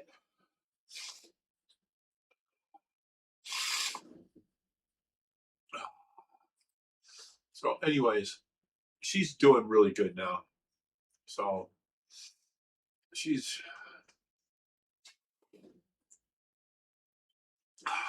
deserves it to help raise her granddaughter. She'd be the best grandmother ever. She loves kids so much. And to find out she has a granddaughter, that would be her favorite for sure. And she'd get so spoiled. Oh my God. I'd have to deal with so much shit because she'd be like, the Lord deserves this. Let's get her this. I couldn't argue with her. She got her on the screen. Yeah. I don't want to take her off the screen. I love that girl. And when you love somebody, you just take care of them. That's all there is to it, no matter what they've done to you. Love is love, period. You know? So, sorry it wasn't that long of a Tracy update tonight. But Yeah, there is some lag running on the, what's that? there's some lag running on the phones on certain ones. Sylvan says, just rewatched the Big Betty rescue yesterday. It was so nice to see Tracy helping. Did you see how on that video, she gets out, you know, she was driving, she gets out, she's walking along that little curb, and there's like a 2-foot drop from it. And I come running around from the past shot, I put my arm out, I'm like, Tracy, stop. You got to be careful. Because she had narcolepsy, and she used to fall all the time and break bones. So I come over there, and people were like, you know, Rich, you're too overprotective. You're this, that, you're controlling. No, I'm taking care of her because I've seen her do this, you know. So, I mean, it was just crazy. I got a lot of flack on that because I was so, people called it controlling, but I'm not controlling. I was looking out for her to make sure she don't fall and hurt herself again. The Dragon Catfish says, I remember the koi and the dog bone in the Tracy. That was the first time she had her own koi in her own spot, you know. And the dog bone was the start of that.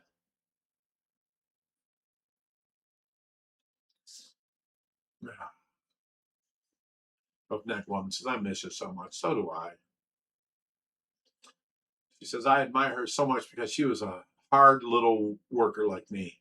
She was a dynamo. I mean, 99 pounds, but kept up with me all day. And then, you know, she'd take her narcolepsy medicine and she'd do this all day as long as I could let her go at 5, 6 o'clock. It's time to stop work, watch some movies or whatever, and she'd just go to sleep. And that's what she wanted. So yeah, I made the deal with her. Help me out all day, take your medicine, and sleep all night. So she'd go to sleep 5, 6 o'clock. I'd carry her to the bed and put her in bed, and she'd sleep until like 8 in the morning. And it's time to get up and work again, you know? There was no waking her up. She was dead to the world.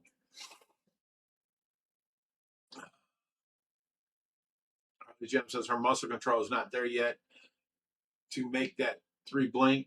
Got to try the color boards. I have tried the color boards just yesterday. I have tried, you know, close your eyes once for no, keep your eyes open for yes. You know, I've tried so many different things.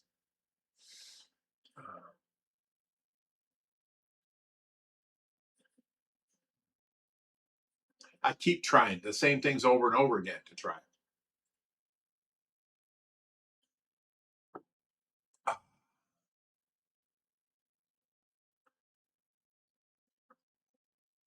Roughneck Woman says, I will never give up on her coming back because I watched my son at 2 years old go through the same thing. I had faith of a million men, and today my son is 35 years old and can drive. Wow.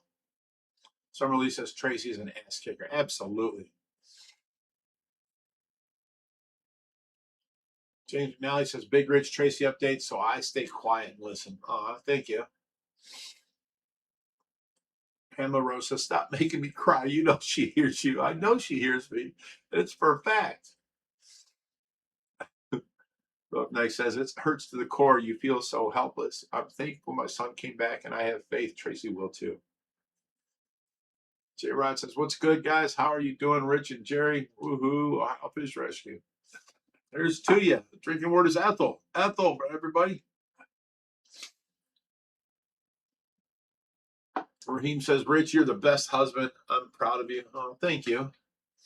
It's not why I do it. James McNally says, this is important for Big Rich to get the grief out. No. I did that in the first couple of years. Now I do it for you guys to have the Tracy update. And it hurts me to the core to talk about this. I don't talk about Tracy the rest of the week. I deal with Tracy. I take care of Tracy. I feed Tracy. I change Tracy. I take care of Tracy, but I don't talk to people. When I'm not taking care of Tracy, I'll go and I'll handle other things. It's best for me to work on the motorcycle, work on the dune buggy, work on the fish, work on the bag deck, work on anything. It keeps my mind from dwelling on the Tracy thing, you know. It's hard for me to talk about Tracy without tearing up. And I do that every Friday night so that you guys can follow along. That's where Sue Ann's next comment comes in. Don't go down that road, buddy. Oh. Thank you, Sue Ann. The one unsilenced voice says, Tracy, you beauty. She is a sweetheart. She's so innocent that, you know, she got taken advantage of back when she cheated on me. And you know, she never done it again. So there is getting past cheating if things happen, you know, in a certain way. If it was malicious and you just wanted this and then you cheat again, yeah, you're nothing but a hoe. I don't want you in my life. Tracy cheated once because some guy talked her into it at work, and she admitted it to me and was crying and begged me not to leave her, and I divorced her. That was the first time I was married. I will never cheat on Tracy. I will never nothing. That's my wife. That's the mother of my children. I'll never. This is going to be the perfect marriage. And that's where I was. And she was like, well, some guy married me, but this guy says he'll treat me better. You know, she was just naive and stupid. Remember, she lied to me about her age. I thought she was 18, and I threw her 21st birthday party, and her sister, you know, came and was like, what are you doing? I'm like, what do you mean? I'm carrying in her birthday cake. It's got a big 2 and a 1 on it, and it's, you know, lit up. She's like, she's not 21. I'm like, what are you talking about? She's like, she's 18. That means I've been with her since she's been 15. She's lied to me about her age this whole time. So she was young and dumb. Okay. Someone talked her into something. You know, if you were my woman, I would treat you better than your man does. And she's like, really? You know, and turns out he didn't. He left her homeless because I threw her out. She went to move in with him and he wouldn't take her in. And, you know, she was homeless, and I took her back in, but I told her, I hate you. I'll let you live here because you need to be a mother to my children. They don't deserve to have, you know, this, you know, stepmom here and stepdad's there and all that bullshit. I'll let you live here and I'll take care of you, but you're going to be a good mother to my children. I said, you'll never fix things with me. I hate you. And she didn't know how to be a mother, she said. Well, I taught her, you know, watch little House on the Prairie. Watch these things. If you see anybody else being good to their kids, you think that's how you should be raised. You want to start acting like that. Fake it till you make it. Act like that, and take on these morals and these ethics of your own. You know, you have to police yourself. And she did. You know, years later, she was a good woman, but I still couldn't forgive her. I wouldn't remarry her. You know what I'm saying? I couldn't let go of the past. And she was a good woman to me for 25 years. After that, I mean, we got divorced in 95. So, you know, 2005, 2015, 2025 is 30 years. It's been 31 years. And for the last 25 years, she's been a good person to me. I couldn't ask for better. You know, she's been such a sweetheart. And she's been a great mother to my kids. And she does police herself. And she is a good person. And she believes in morals and ethics now. She is a good person. So she deserved to be remarried. And I didn't see it until she was gone. I don't know. It was a heartbreaking thing. And she didn't deserve that. She didn't deserve to die. She did not. She deserved to raise her grandchildren. All this hassle we went through in life, this is the payoff. We talked about getting a Harley full dresser so that we could go to Sturgis, we could go to, you know, Daytona, and then we'd have helmets that intercom so we could talk the whole way because I want to spend my time with you. You're growing old with you. You know, this is what we want to do. I've got the Harley now. I've got the big wheel bagger. You know, she could be doing this with me. I've got my chopper that I can, it's a bad boy bike. I love that bike. I would drive that over that big wheel bagger any day. But if I want to take somebody with me, I got to ride the big wheel bagger, you know. It's a beautiful bike. Both of them are fucking beautiful. And Tracy's not here to enjoy that. And this is one thing that we had for years we were going to do together. I've got it. I told her like 3 days ago, I've got the Harley of our dreams, honey. I've got everything we need. You just need to come back to me. I don't know. Danny LV Blackbird says, you, sir, are a fucking great guy. Well, thank you. I don't think so. I'm not doing anything that any of you wouldn't do if your children, because that's what I consider Tracy, not a mate. She's like, in the sense of I have to take care of her. She's like one of my kids. You don't give up on your family, period. I don't know. Suanne says, I love the idea of the front pond being a goldfish pond. Well, Suanne, you know we put koi in there before and somebody stole them all. And that made Tracy cry harder than I've seen her cry in the 35, 40 years I've been with her. I've never seen that woman cry like that. It broke my heart. I promised her a pond in the backyard and all that. And then she died. And then the first thing me and Josh did was built that pond in the backyard. She hasn't seen it. The last time she was out there, we had a back deck with a railing, and that was all grass. She hasn't seen the back pond. She hasn't seen all the koi I've collected for her. She hasn't seen the gazebo, the cement pad. She hasn't seen the lights around there. She hasn't seen the pond in the backyard or the zip line. She hasn't seen any of this. So we make the front pond a goldfish pond, so they don't take up our quarantine tanks in the back, because we've got more fish coming tomorrow and we barely got room for them, you know. Sean says, was that my limo? Yeah, I used to have a limo. I traded one of my Harleys for, and I loved that limo. Giraffe catfish says, Rich, can you please show us the giraffe catfish on Monday's video? Sure. Pam says, you're doing a great job. She appreciates every minute as I do. You don't sleep. You don't have time to yourself. You are amazing, and I greatly appreciate you and your kindness towards her now. Aw. Well, you were around and didn't like me much because I treated her kind of shitty. But I wasn't beating her. I wasn't kicking her out. I wasn't none of that. I just wouldn't remarry her. And everything she said to me, I'm like, yeah, right, sure. I didn't believe a word she said for years, and you thought that was shitty, but I had a right. You know, that was the first time I was ever married, and she cheated on me, and it destroyed me. It's the only time in my life I ever thought about taking my own life, ever. I had so many women before that, you know. I never felt like that before, you know. It was horrible. I wouldn't want my worst enemies to go through that. It was that horrible.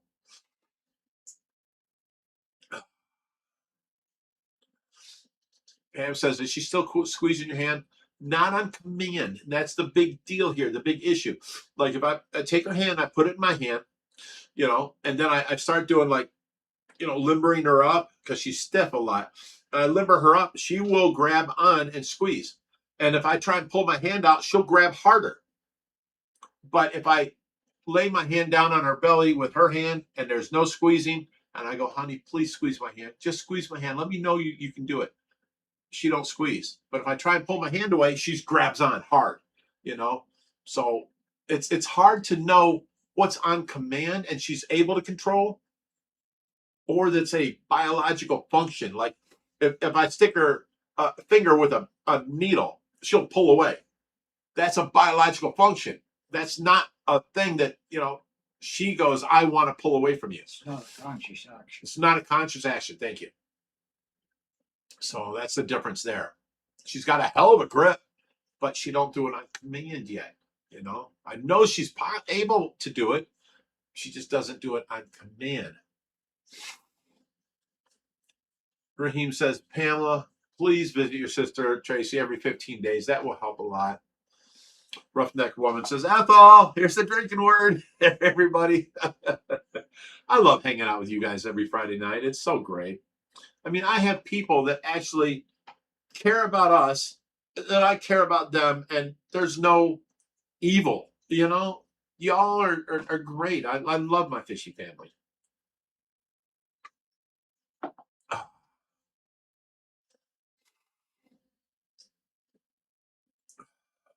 Hayden says, hey, fishy family, Team Tracy, she will be back. And know how much love you showed her through all of this. I do believe that she's going to remember this. and talk about how, you know, she was so helpless, but she heard and knew what was going on around her. I believe that 100%. So, you know, she's just, she deserves to come back. And if there's a God, he will let her come back. That's all there is to it. That woman says, it's going to take me a while to quit crying. I can't help it. She's been through it. Him too. Sean H says, how did you meet Tracy? Well, she was dating the guy that lived like 2 houses down from me. And he came over to my house because I had like 3 motorcycles, 2 hot rods, a couple of 3-wheelers, and a 4-wheeler in the backyard. And they knew I worked on cars. Well, he couldn't get his motorcycle running. So he come over with his motorcycle, pushing it down the alley. And that was his girlfriend. And as I'm, you know, working on his bike, working on his carburetor, making sure there's gas getting there, taking the spark plug out, making sure there's spark. If you got gas, you got spark. There's no reason it shouldn't run unless timing belt or something like that. So we got it. It got spark. It got gas. The float bowl was stuck. So I tapped it with a hammer a couple times. It unstuck, and we got the bike started right up. So now I'm tuning his carburetor. He's kneeling down. I'm kneeling down. As I'm tuning the carburetor, I looked up, and she's just like staring at me. And, you know, I'm like, is she into me? Is that what it is? I don't understand, you know, blah, blah, blah. And they left. She came back about 9 o'clock that night. And I knew exactly she was into me. She came back without her boyfriend. And I've been with her since. J. Rod says, I hope she finally wakes up for good and sees all the amazing stuff you did around the house and everything else you did for her. God bless Tracy. Thank you, J. Rod. That's amazing. God bless Tracy, everybody.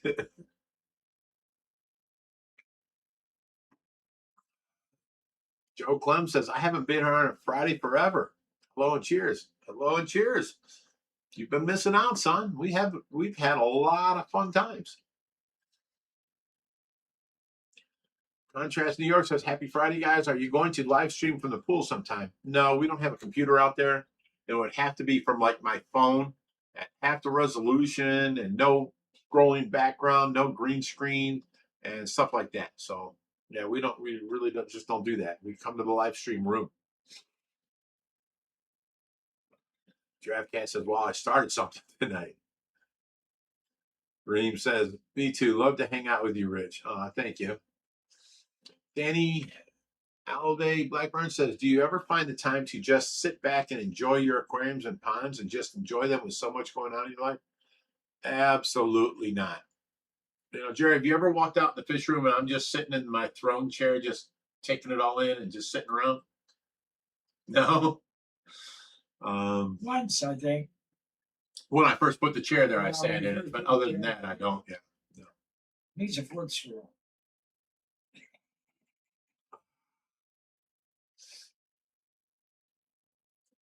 Summer Lee says, Sue-Ann, have you ever gotten your fish moved since bringing your turtles to Rich?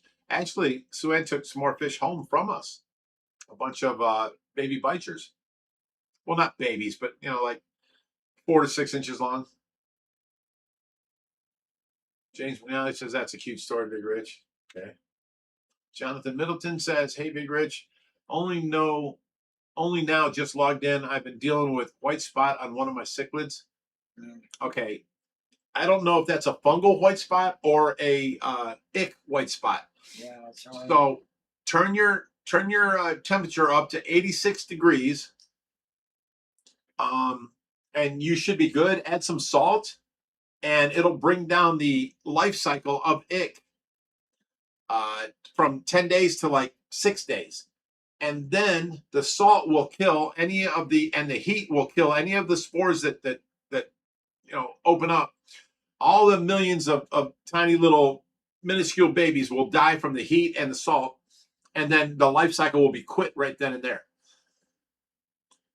And if it don't work, then it's a fungal white spot, and you're going to have to do some fungal infection medication to take away the fungus. That's what our scat had. You know, we couldn't tell the difference between ick and fungal. And we found out that no matter what we did for the ink, it didn't work. We tried the fungal and it went right away.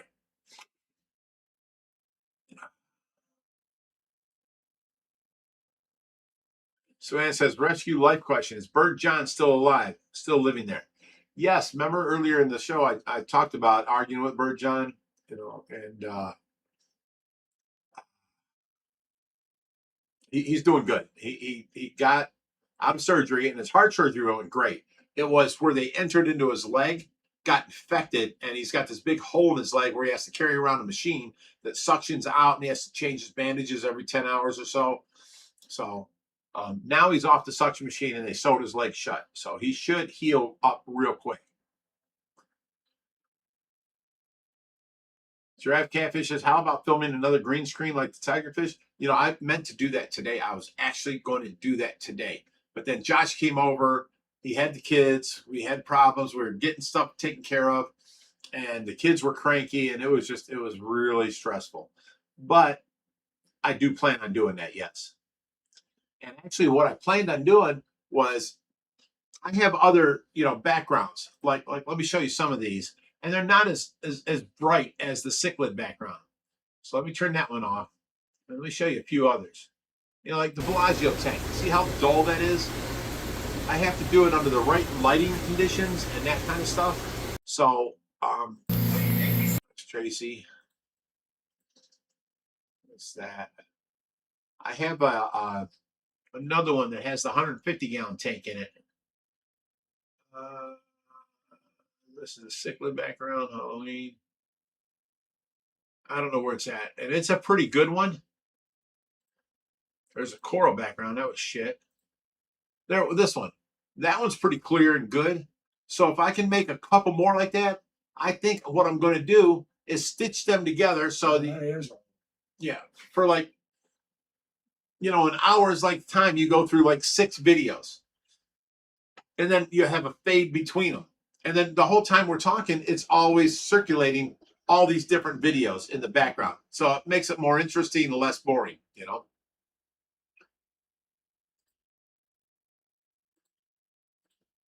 you go. We'll leave that one.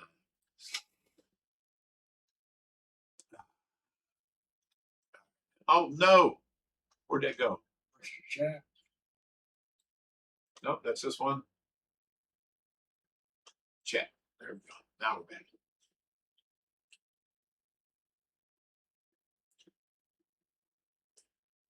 Oh, we're caught up completely.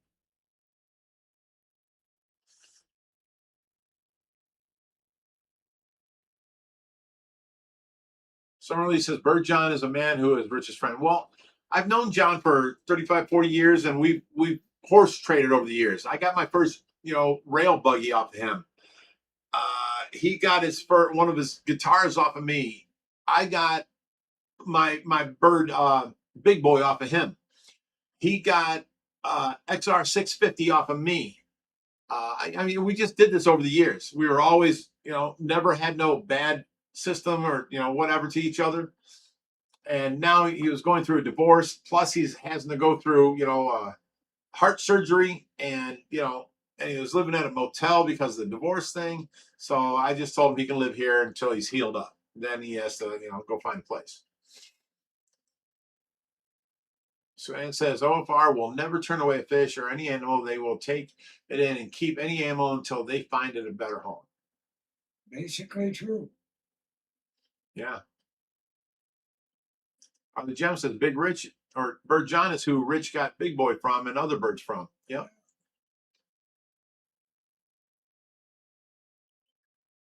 Suann says, Sean and I cried when Reaper showed Saucer in his video last week. Who's Saucer?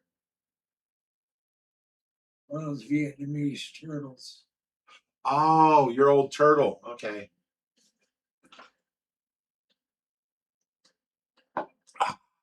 So guys, here's the thing. Y'all say, Rich is great, this and that, and I'm not at all. But if you try and be a better person every day, if you try and do good by the people in your life, if you try and help strangers out, you're striving to be a good person. And that's all I'm doing. That's it. somebody comes by here, I try and help them out. If they screw me over, I eliminate them from my life. You know, I don't go on and I don't know. You've seen we've had people screw us over, try and take advantage, you know. I gotta ask Raheem if those are supposed to be apples. Probably. Found some emojis. But you know, like Bird John, you know, I have a certain person that wants to move in here, and you know, she's having problems and this and that. And you know, I told John about it, and I'm like, you know, you're almost healed up. You said you only needed a place until you were healed up, and he's like, yeah, brother, I was going to give you some money to stay here. I'm like, bro, I told you I didn't want people that smoked here. You know, that adds to the problems here. I'd like to eliminate that. You are very capable of taking care of yourself. You've done it for years. You know, you asked for a month or two. It's been 3. You're getting healed up. You know, it's time for you to move on. That's all. No big deal. You know, don't want to end up as enemies or nothing like that. But, you know, you asked for this. I gave you that. And now, you know, you can move on and take care of yourself from this point, you know. And he agreed. And that was that. So now I can help somebody else out. I told him, I was like, I help people out. That's what I do. And you know, you're sitting here, you're capable of helping yourself out. You know, take your time, find a place, and then I can help this other person out, you know. And that's all there is to it.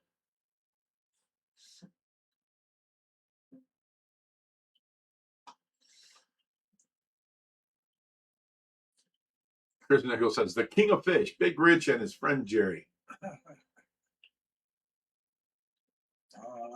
Okay, king of fish.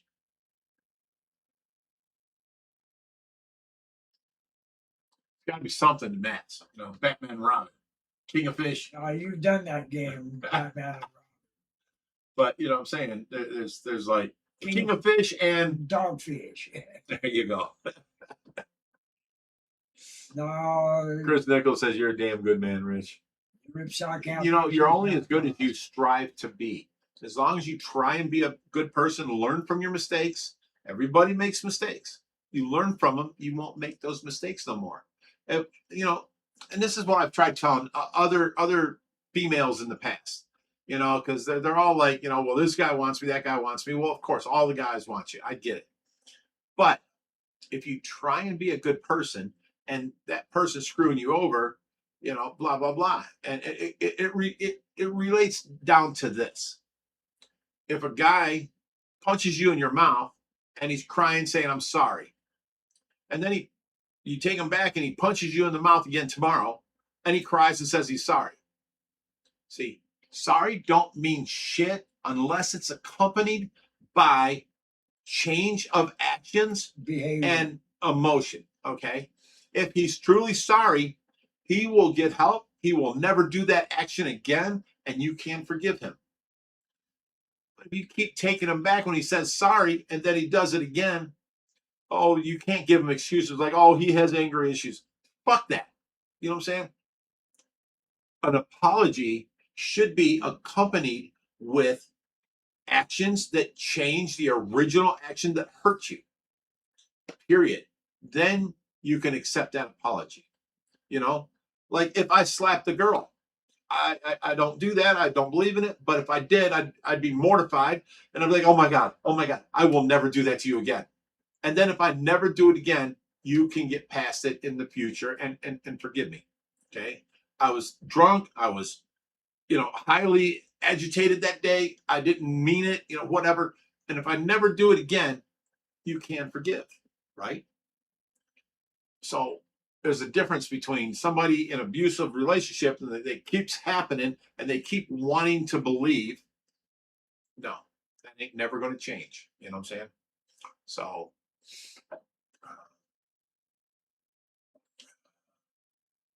I just went blank.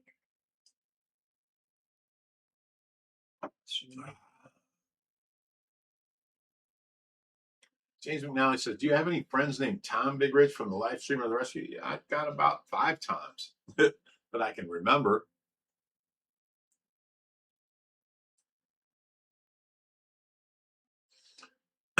Chris Nichols says, any updates on the toy room? We almost got all the Barbie stuff put away. But the only time I do it is when the lure is over, and she ends up playing more than she does picking them up like she promised me.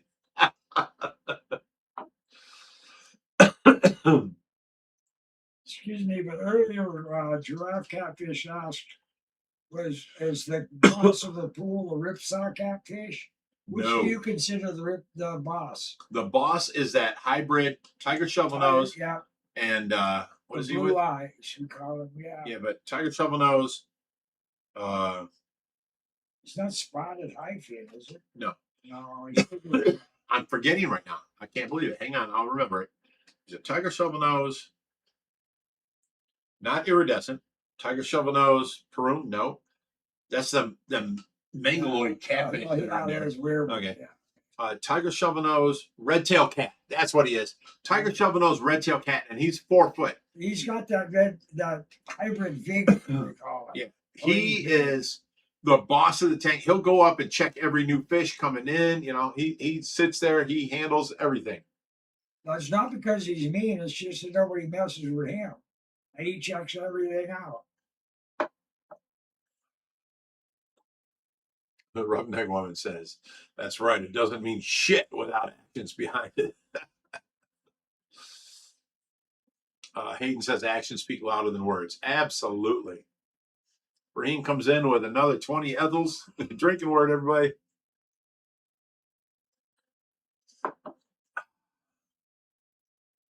Somebody tried helping me out. Said, red tail catfish? Yes, that's what it was. Oh, no. It jumped again.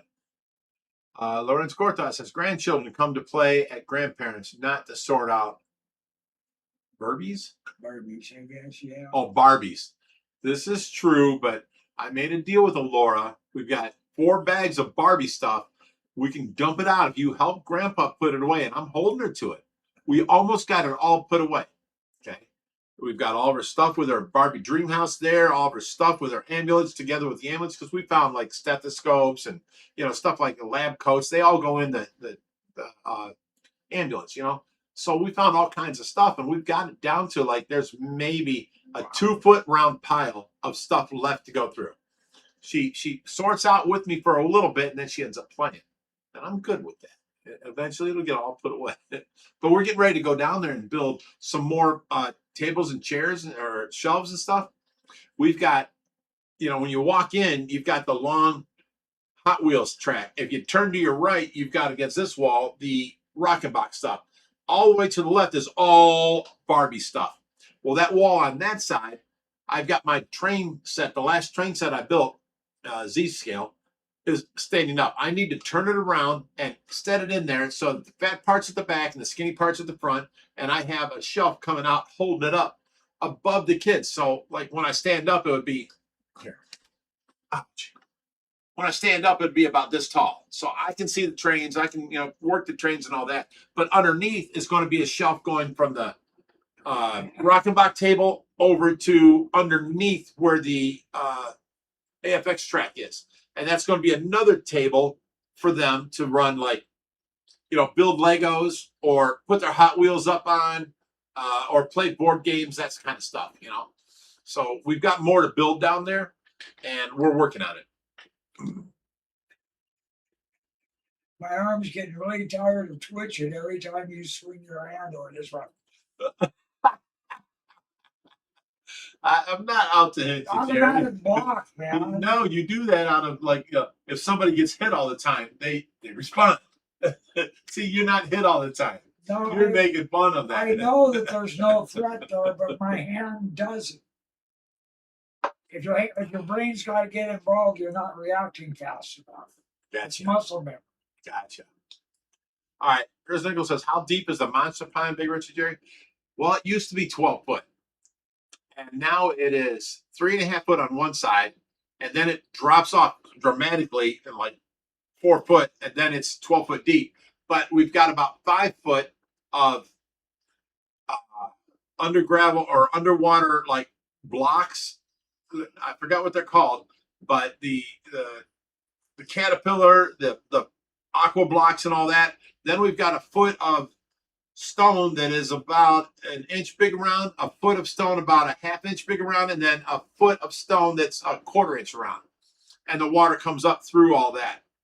And so now the pond is about 6.5 to 7 foot deep in the middle, 6 foot deep on the sides.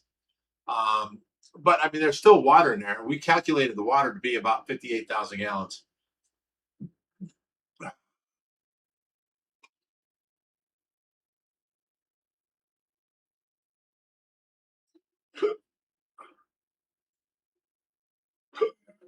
Elgar, y'all, or yeah, says, do you miss Brutus?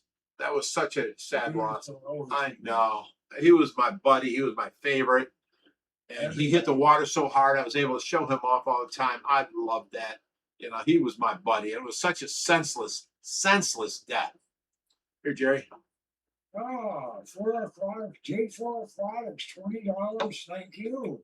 Thank you, J4 Big Aquatics. respect to OFR, amazing people in the hobby who continue to support, share knowledge, and help each other grow. Aw, thank you. Remember, J4 Aquatics sent us our first flower head, and then he sent me these little fan things with flower heads on them. Yeah. And I'm like, okay, this is great. This is awesome. I'm using it as a fan. And I didn't know it's made to put up to the window to make the other flower horn, you know, flare up and stuff. I didn't know any of this. So about 2 weeks later, you know, he gets a hold of me and he's like, Rich, tells me what it's about. I'm like, oh, that makes sense. I'm over here like, oh, this is a great little fan. You know, ignorance is bliss. I didn't know I was acting dumb. Thank you, J4 Aquatics. You guys need anything, you see J4 Aquatics. He's got the premier, you know, what do they call it? I just said the name. With the big humps in their head. Oh, flower horns. He's got the premier flower horns in the United States. You got to check him out. He's got the best of the best. Little 4-inch ones with huge knots on their heads. I mean, he's got the best of the best fish. J4 Aquatics. Got everybody. He's amazing. We used to see him at all the you know, fish shows, but I haven't gone to any fish shows since I've been taking care of Tracy. So everybody's forgetting about us, you know. It's been a while.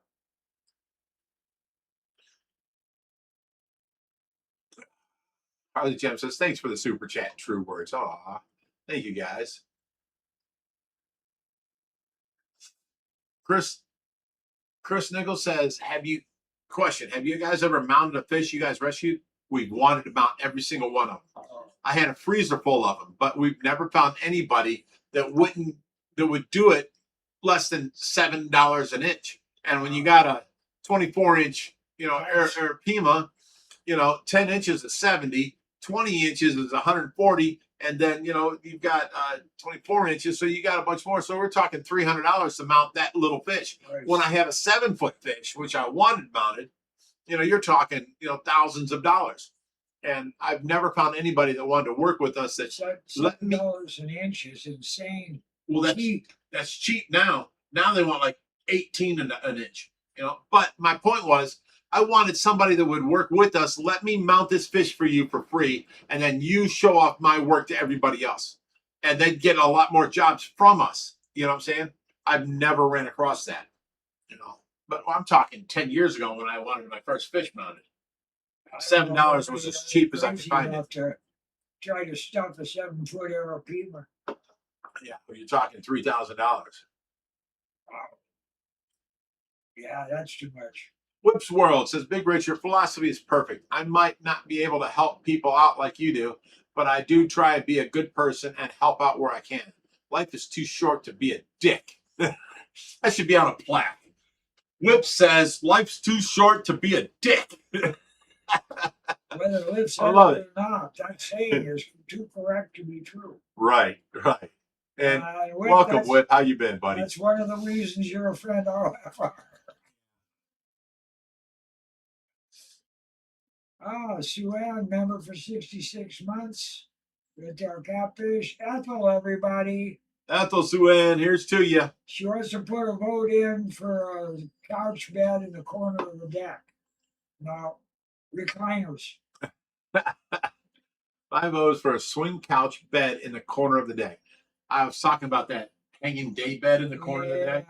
Yeah. Anybody swears back there. But we can put a swing chair above the hot tub, or you can get on the hot tub and get in it, and it just dangles and swings, you know, for a single person. Recliners. Jerry wants recliners here if you don't get it.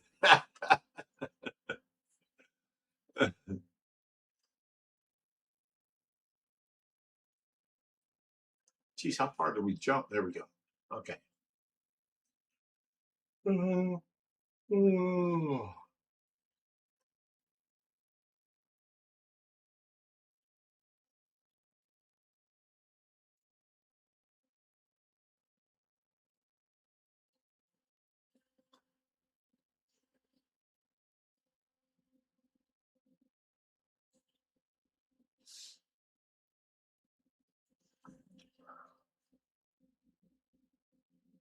Depth charge. Member for 40 months. Awesome.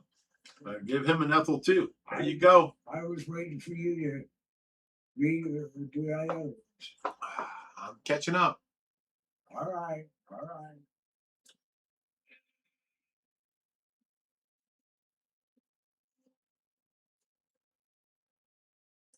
Oh, Jesus Christ.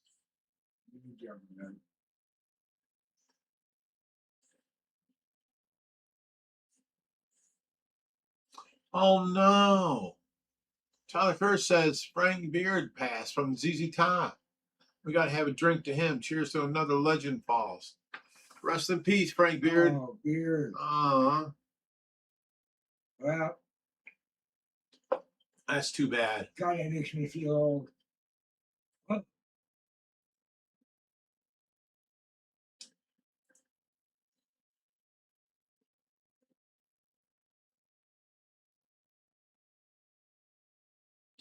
Suhan or Roughneck. Whoa, I almost dropped that. Roughneck Woman says, I always sing a song to dickheads. If you're an asshole and you know it, then your life will surely show it.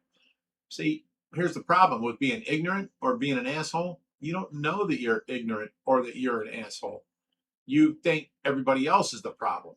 So they don't know they're an asshole. And they just have to go through all these problems all the time and keep blaming everybody else. You know?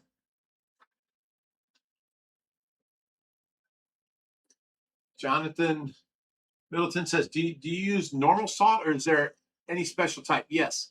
Go to the store. The same price as normal salt, that's iodized. Get non-iodized salt. And that's the cheapest salt you can get to put in your tank. You know, it's great. It works great. And it's like, I don't know, 70 cents a can. And the can's the size of my cup here, you know what I'm saying? About this size. Which world is $20? I got ahead of you. Sorry. Go ahead. Yeah, you got ahead. Go ahead. All right, it's good to be back in the mix. Chicago is really taking it on the chin recently. I did the math, and I have 5 days off since the 4th of July, and half those were 16-hour shifts. It's nice to be able to chat with you. Aw. Well, it's nice to Well, have thank you, back Whip World. around, Whip. Here's to you, Ethel. Wish you could come out here and hang out and put you on the live stream with us. Sorry, I don't have nothing to Ethel with you. You're gonna have to come out here to Ethel with me. I got Ethel on the back deck.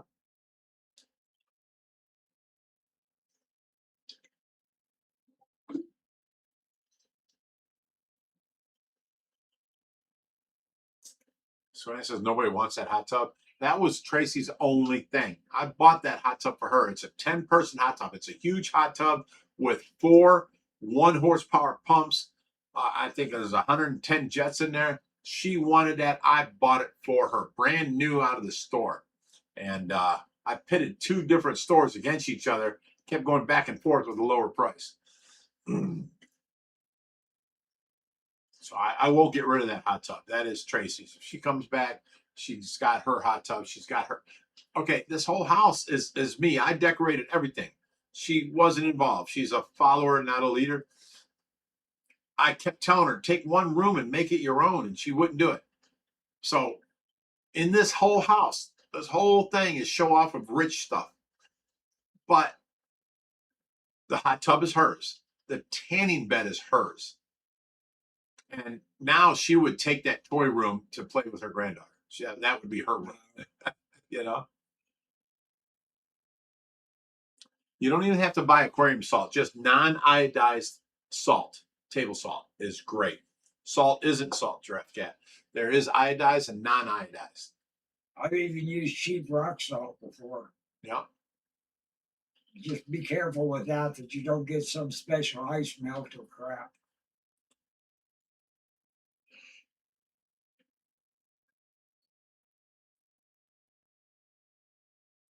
Somebody says, I saw a clip on Instagram today of someone who visited the rescue or says they did.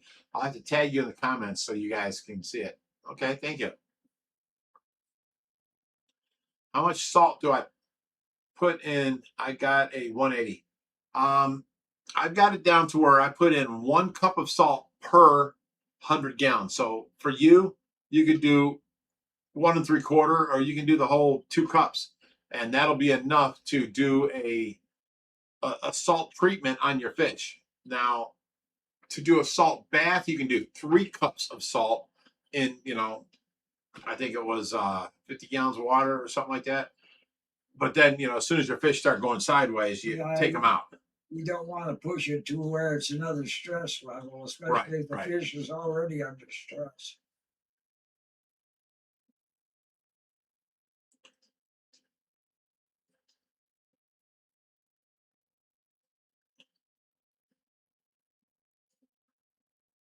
Chris Nichols says, it takes $0 to be a decent human being. Absolutely.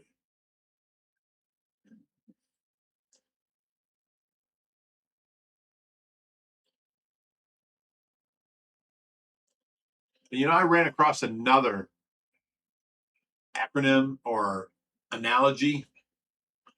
Someone was asking me yesterday about why is there a double standard against women and men? If a woman does 10 men, she's considered a hoe. But if a man does 50 women, he's considered a legend, right? So I came back at her with this. I go, well, if 1 lock can be opened up, or 10 locks, if 1 lock can be opened up by 10 different keys, it's a pretty shitty lock. But if 1 key can open up 50 locks, it's a legendary key. You know what I'm saying?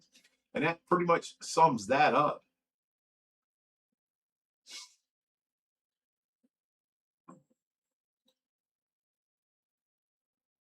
Oh my goodness. Get off my screen. Oh no. Okay. You got everything up your screen. Yeah, now I do. There we go. Roughneck Woman says, most assholes I've known don't know they were the issue, and you are correct. They blame everyone around them but themselves. Yes, the ignorant can't see that they're ignorant. The narcissist can't see they're a narcissist. They blame everybody else. And when you clearly see this behavior, you need to just walk away from them. Chris Nichols says, what's your favorite fish, Big Rich? What's your favorite, Jerry? My favorite? We don't have one here. I'd like to defer from you. I have certain favorites. I like that jelly cat, especially when he comes. So you like the jelly cat? That's your favorite? No, he's not my favorite. Okay, what do you like better than jelly cat? I don't have a favorite out there. What do you like better than the jelly cat? What do I like?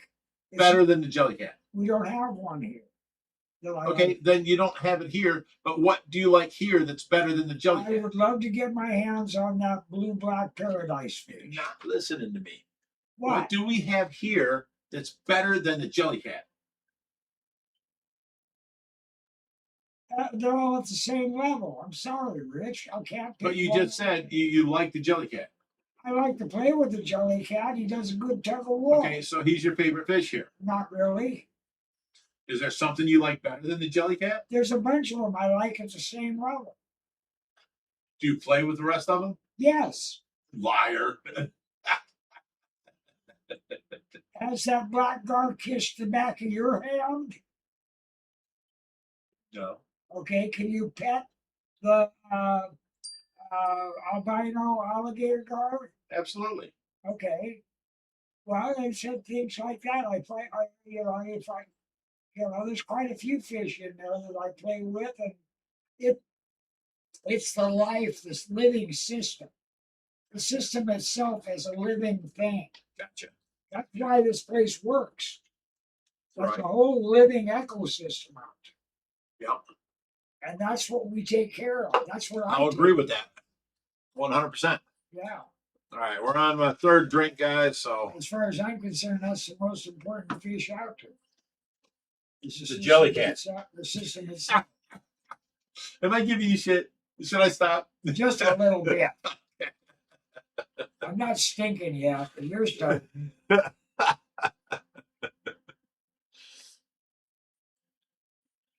Summerlee says arapaima. My favorite fish was Brutus, and he happened to be an arapaima. He was my favorite fish because he was the biggest fish I had, and I love to show off. Look at my car. Look at my motorcycles. Look at my train set. Look at my, my bar in the basement. Look at my bedroom. Yeah, none of you have seen my bedroom. It's just I love to show off. I'm a show off. That's all there is to it. So if I can drive this and people are like, ooh, ah, I like this vehicle even more, I tell you, when Brutus let my granddaughter hold on to him to stabilize herself in the shallow end, Yeah. that just blew me away. Brutus became number All one. right. Yeah. I mean, my 6-year-old granddaughter is holding Grabbed on onto to the Brutus 7-foot fish. on a 7-foot arapaima to stabilize herself while she's walking in the shallow end of the pool. It was just beauty, man. All right. And nobody got it on film either. No. Daniel Nelly says, do you have nurses tonight? I have a nurse coming in tonight at 11 o'clock. So I got to watch Tracy from 8, 9, whenever I finish this. I'm still watching Tracy now. I've got her on my screen right here. But, I can hear her out here if the alarms go off. AJ says, Rich, do you still have Australian or Bosmini rainbows? Yeah, we got a few. Rough Night Woman says, I can't believe this February 10th. My granddaughter will be 21 years old, and it blows me away. I'll be 56 on February 15th. You're not even as old as me. I'm 62. Shit. I look around 50. Right, Jerry? Oh, another thing. I just went to my Price family reunion. I thought it was my dad's 90th birthday party. They were pretending it was a family reunion. But no, I got there and people from Florida showed up, West Virginia, South Carolina, Southern Ohio. All these people showed up and they kept running up to me. Do you remember you was with us when you were 2 years old and I did this or that? And then my cousin Dudley Morris comes up to me and he's like, when you were 4 or 5, I had you in a go-kart and I tied the string to the steering wheel and tied it to the thing. And I took a fishing pole and I had it on the gas. So every time I pulled the fishing pole, you'd give gas and you did circles around me. And I'm like, you know what? That's what's wrong with me today. I'm still dizzy.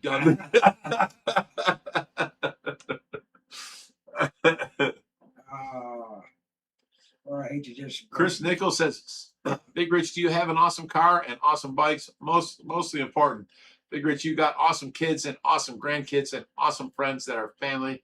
You, sir, are a blessed man. I absolutely believe that. 100%. I mean, I worked hard and earned it because, a person that is an asshole don't have friends like I have, So I don't want to be an asshole. I don't try and be an asshole. I may get mad every once in a while and say some stupid shit, but on the most part, I am a blessed man. I've got great kids, great grandkids, great house, great cars, motorcycles, friends.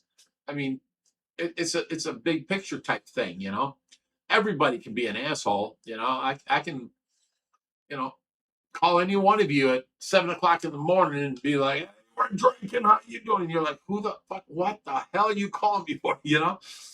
Anybody can get pissed off. It's the amount of caring that you carry with you through life.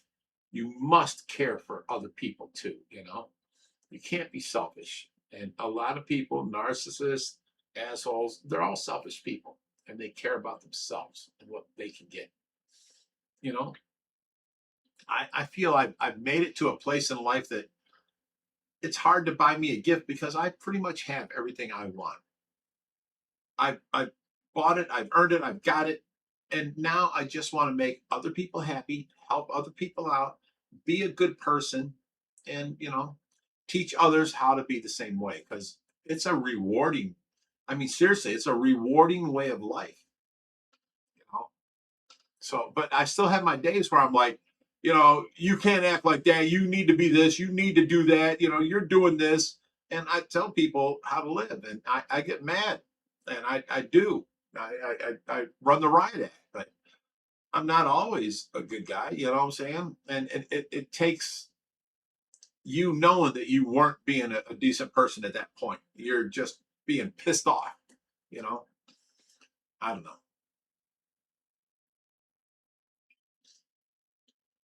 Giraffe catfish says, Rich, can you show us a jelly catfish as well as a giraffe cat? Even better, Jerry having a tug of war with the jelly cat. Hey, the jelly cat comes out and plays on his schedule. If Jerry was having a tug of war with the jelly cat, it'd be because Jerry's fingers were in the jelly cat's mouth. No, I don't let him tug on my finger. That guy could bite my fingers off without even thinking about it. His mouth, I bet he could swallow my whole forearm. But when he gets a hold of a hose and hangs on, oh, that's crazy. You fight. That's some serious fishing. Chris Nichols says you need a king of fish crown. Awesome. Hey, Jesus, I forget the name of the person I was talking to. I'll let that go. I come up with a good reply, but I forgot who I was talking to. Reem says, Rich, I miss those discus in the 150 gallon. Me too.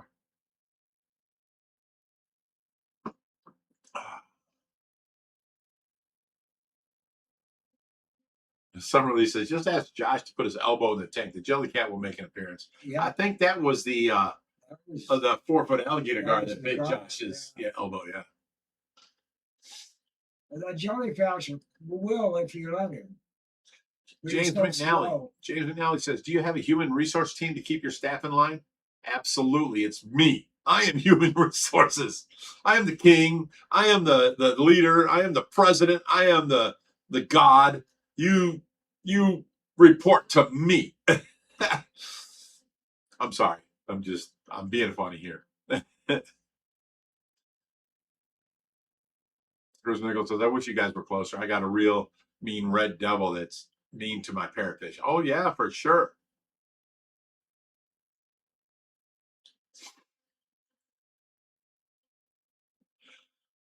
You're more than welcome to come visit us anytime you want. Just let me know and we'll make plans. Oh, somebody says the jelly cat got him too. Likes to try and get him when he's near the tank. I think he's right. I think the jelly cat did nip Josh once. Really? Yeah. Here, let me call Josh and ask him. And I'm almost I remember it now.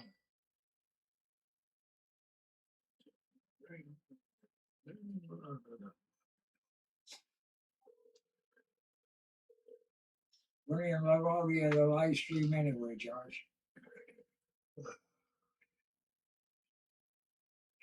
Hey, what's up, buddy? I know that the alligator guard bit you on the shoulder. You were bloody for a little bit, or the elbow. Did the jelly cat ever get you? He said, yeah.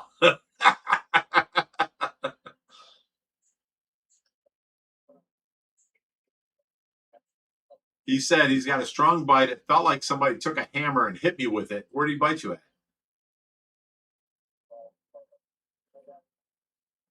On your forearm? On his forearm. He felt down and it felt like, Josh said, it felt like somebody hit him with a hammer. I remember it clearly now. Oh, you remember it now? Yeah. Well, that's all we needed to ask you. I'm sorry for bothering you. He's got some amazing jaw strength, I'll tell you that. Okay, bye, buddy.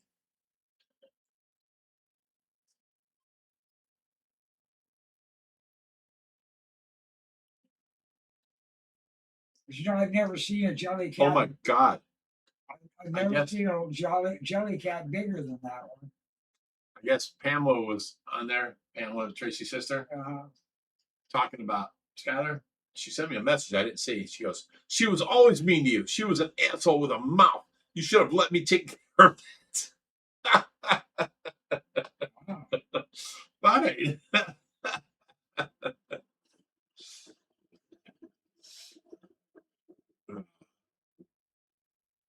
Try and help people out. Try and make people better. Try and help people grow, you know. Somebody says, I might be a pothead, but my memory is great.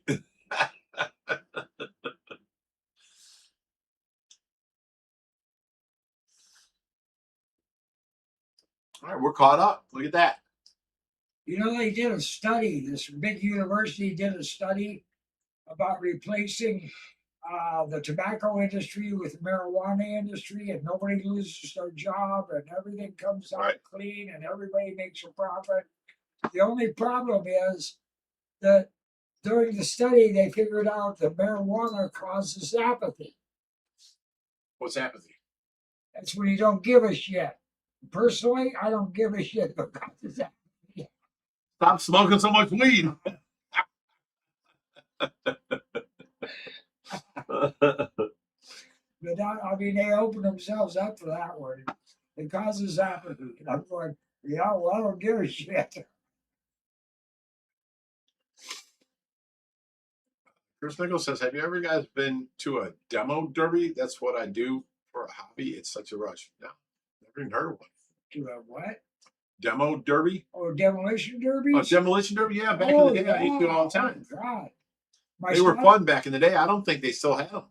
My son and I actually were going to compete in one year, but Do you remember what was it? The Rickshaw Brothers or the Rebellious Brothers?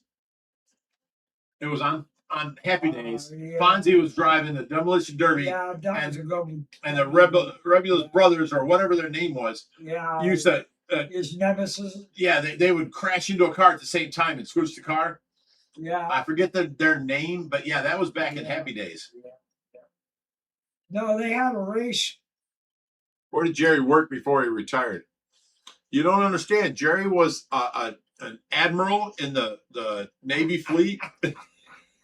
No, that ain't right. Only for 30 years. No, he was never an admiral. He was never in the Navy fleet.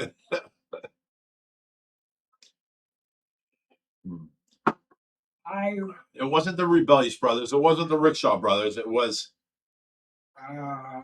the Rubicon Brothers. It was something like that. I'm sure I can look back at somewhere. Yeah, here. Let me look it up. Oh, shit.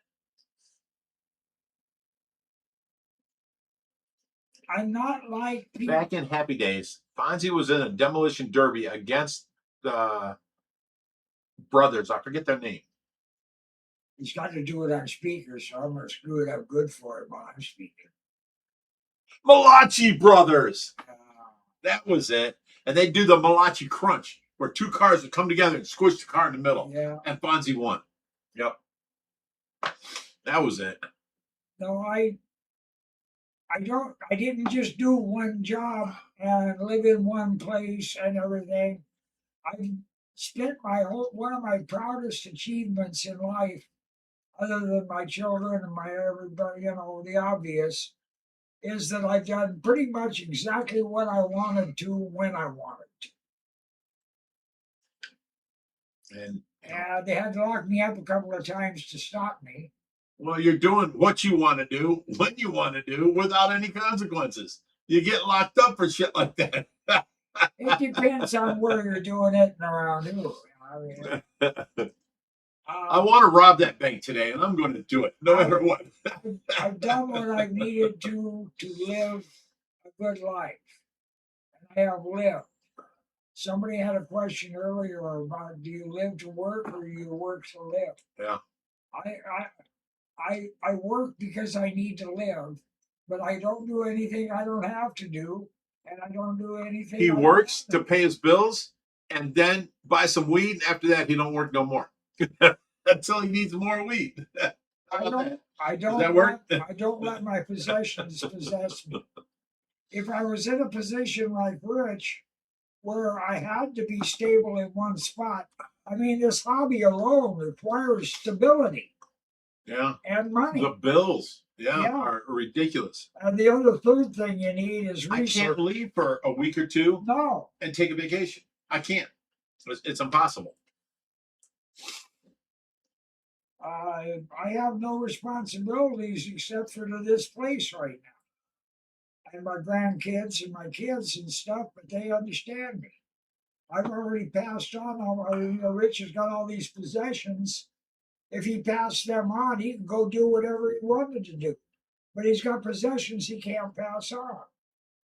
See, I managed to pass on all my possessions. Sure, I can. If I gave you all the Tying fish here, down, I can leave for a couple weeks, right? I would sell the whole thing. You sell everything, Yep, you I don't- motherfucker. I don't want that responsibility. If I wanted to sell them, I'll sell them myself. I'll be damn sure. This one friend of mine went and bought Wait. himself- Yes, I have friends. He knew what I was gonna say. Asshole, really? Yeah, but I surrounded myself with things. You know, in an AA meeting, you say, you Jerry, introduce yourself. cheers to you. It's okay. I'm a recovering asshole, and I surround myself. No, it's alcoholic. No, I'm a recovering asshole. That's why I'm an alcoholic. Oh, shit. I'm an asshole. That's why I'm an alcoholic. I drink because I'm an asshole. No, I surround myself with fellow recovering assholes. This is what you do, or are you And talking about me? I'm grateful that I'm not the asshole I was yesterday. Oh, okay. And Makes that's all sense. I got to do. Hmm. Now, a friend of mine bought a 34-foot mobile home. One of those guys steer around, go traveling with his wife. And all Okay, this so stuff. it's like a I diesel told him, pusher or he something? says, don't you wish you had one? And I says, yeah, but I definitely wouldn't miss the maintenance and the storage. And For sure. I mean, I don't want the responsibility. I would love to have that 34-foot mobile home. I've been But looking at I don't want the responsibility. I've been looking up at 32-foot trailers that you can pull, because we've got 36-foot on the side. So I've been looking at every 32-foot smaller trailer for like $2,000 and less without water damage, and that looks good inside. That's really rough. That's rough, yeah. Yeah. I worked in enough of those cheap trailer factories so I can tell the difference. In certain spots, you know.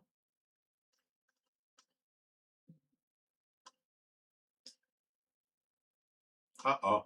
Suan says, sorry, Shauna, I lost both of mine when I came back from the yard sale. What did you lose, Suan? Earlier comment. I guess, because I looked back and I couldn't find. Cory cats today buried in one of her potted plants. Oh, you lost Cory cats when you came back from the yard sale? Bummer.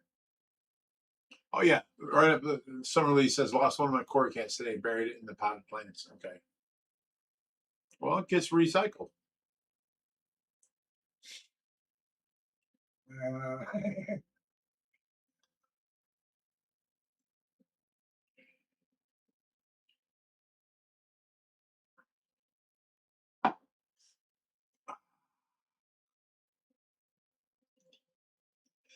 Natalie says, Jerry, were you married before moving in with Big Rich? Yeah, I was actually married for 24 years.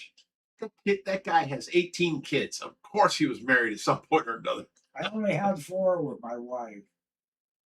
So the rest were all cheating on her? No, You told me you had 18 kids. I do. They were Okay. all prior to her. Ah, so you was a young hoe. Yeah, you young hoe. Okay. All you want to say. My key works in that lock. You brought it back. You say, well, I was able to open that lock with my key.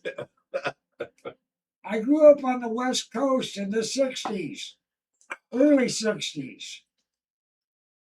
Do you know all of your children? No. You've heard about them but never met them?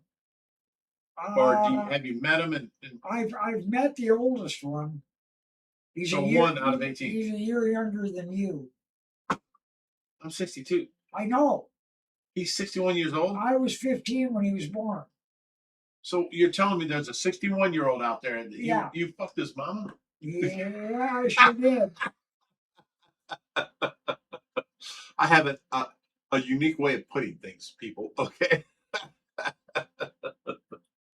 I have 18 children that I know of. I've sired 18 children. Jerry was a player back in 1875. In 75, I gotta count back, but yeah, no. I was more of a player in the 60s, so you're you know. Rich was a player in 75. James McNally says, Big Rich, do you have a no couples policy to move in with you regarding Jerry's wife? Jerry's wife never asked me to move in with, here. No. And I don't have a no couples policy per se. Here's what I want.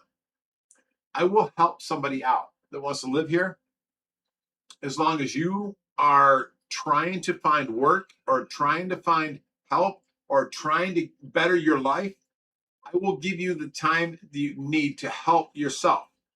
I don't want people to move in here that are like, I just live off my friends and, I want to move in there and be there forever. That's not what I'm about. I don't want to take care of somebody else. I will give you time to help yourself. And as long as you're getting up, you're going out, you're trying to grind, you're trying to, get a job, you're trying to, then I can help. But if you sit here for 24 hours in your room and you come out only to cook meals and go back into your room, that's not what I'm here for. I'm not here to take care of you, give you a free place to stay, free electric, free gas, free sewer, free water, free cable, free Wi-Fi. It's that I'm not here for that. I don't want to be used. I'm here to help people. And as far as my wife goes, she's my ex-wife. We've been divorced for damn near 30 years. But she's actually a better friend now than she ever was. So Ann says, But Jerry, there's no way I could live with her again, and she feels the same way. Sue Ann says, Jerry used to be 8 foot tall and bulletproof. I'm not 8 foot tall, but boy, there's a few times I thought I was bulletproof. Yeah, when you was siring them 18 children. My God, there's a few times now when if I didn't think I was bulletproof, I sure wouldn't have put myself in that situation. Right. Well, hindsight is 20/20 for Yeah, sure. ain't it? Oh. I kissed my ass goodbye more than once. One of my daughter's girlfriends down in Florida said my daughter was telling her some of my stories. Yeah. And she says, your dad's got 9 lives. And my daughter's a smart ass.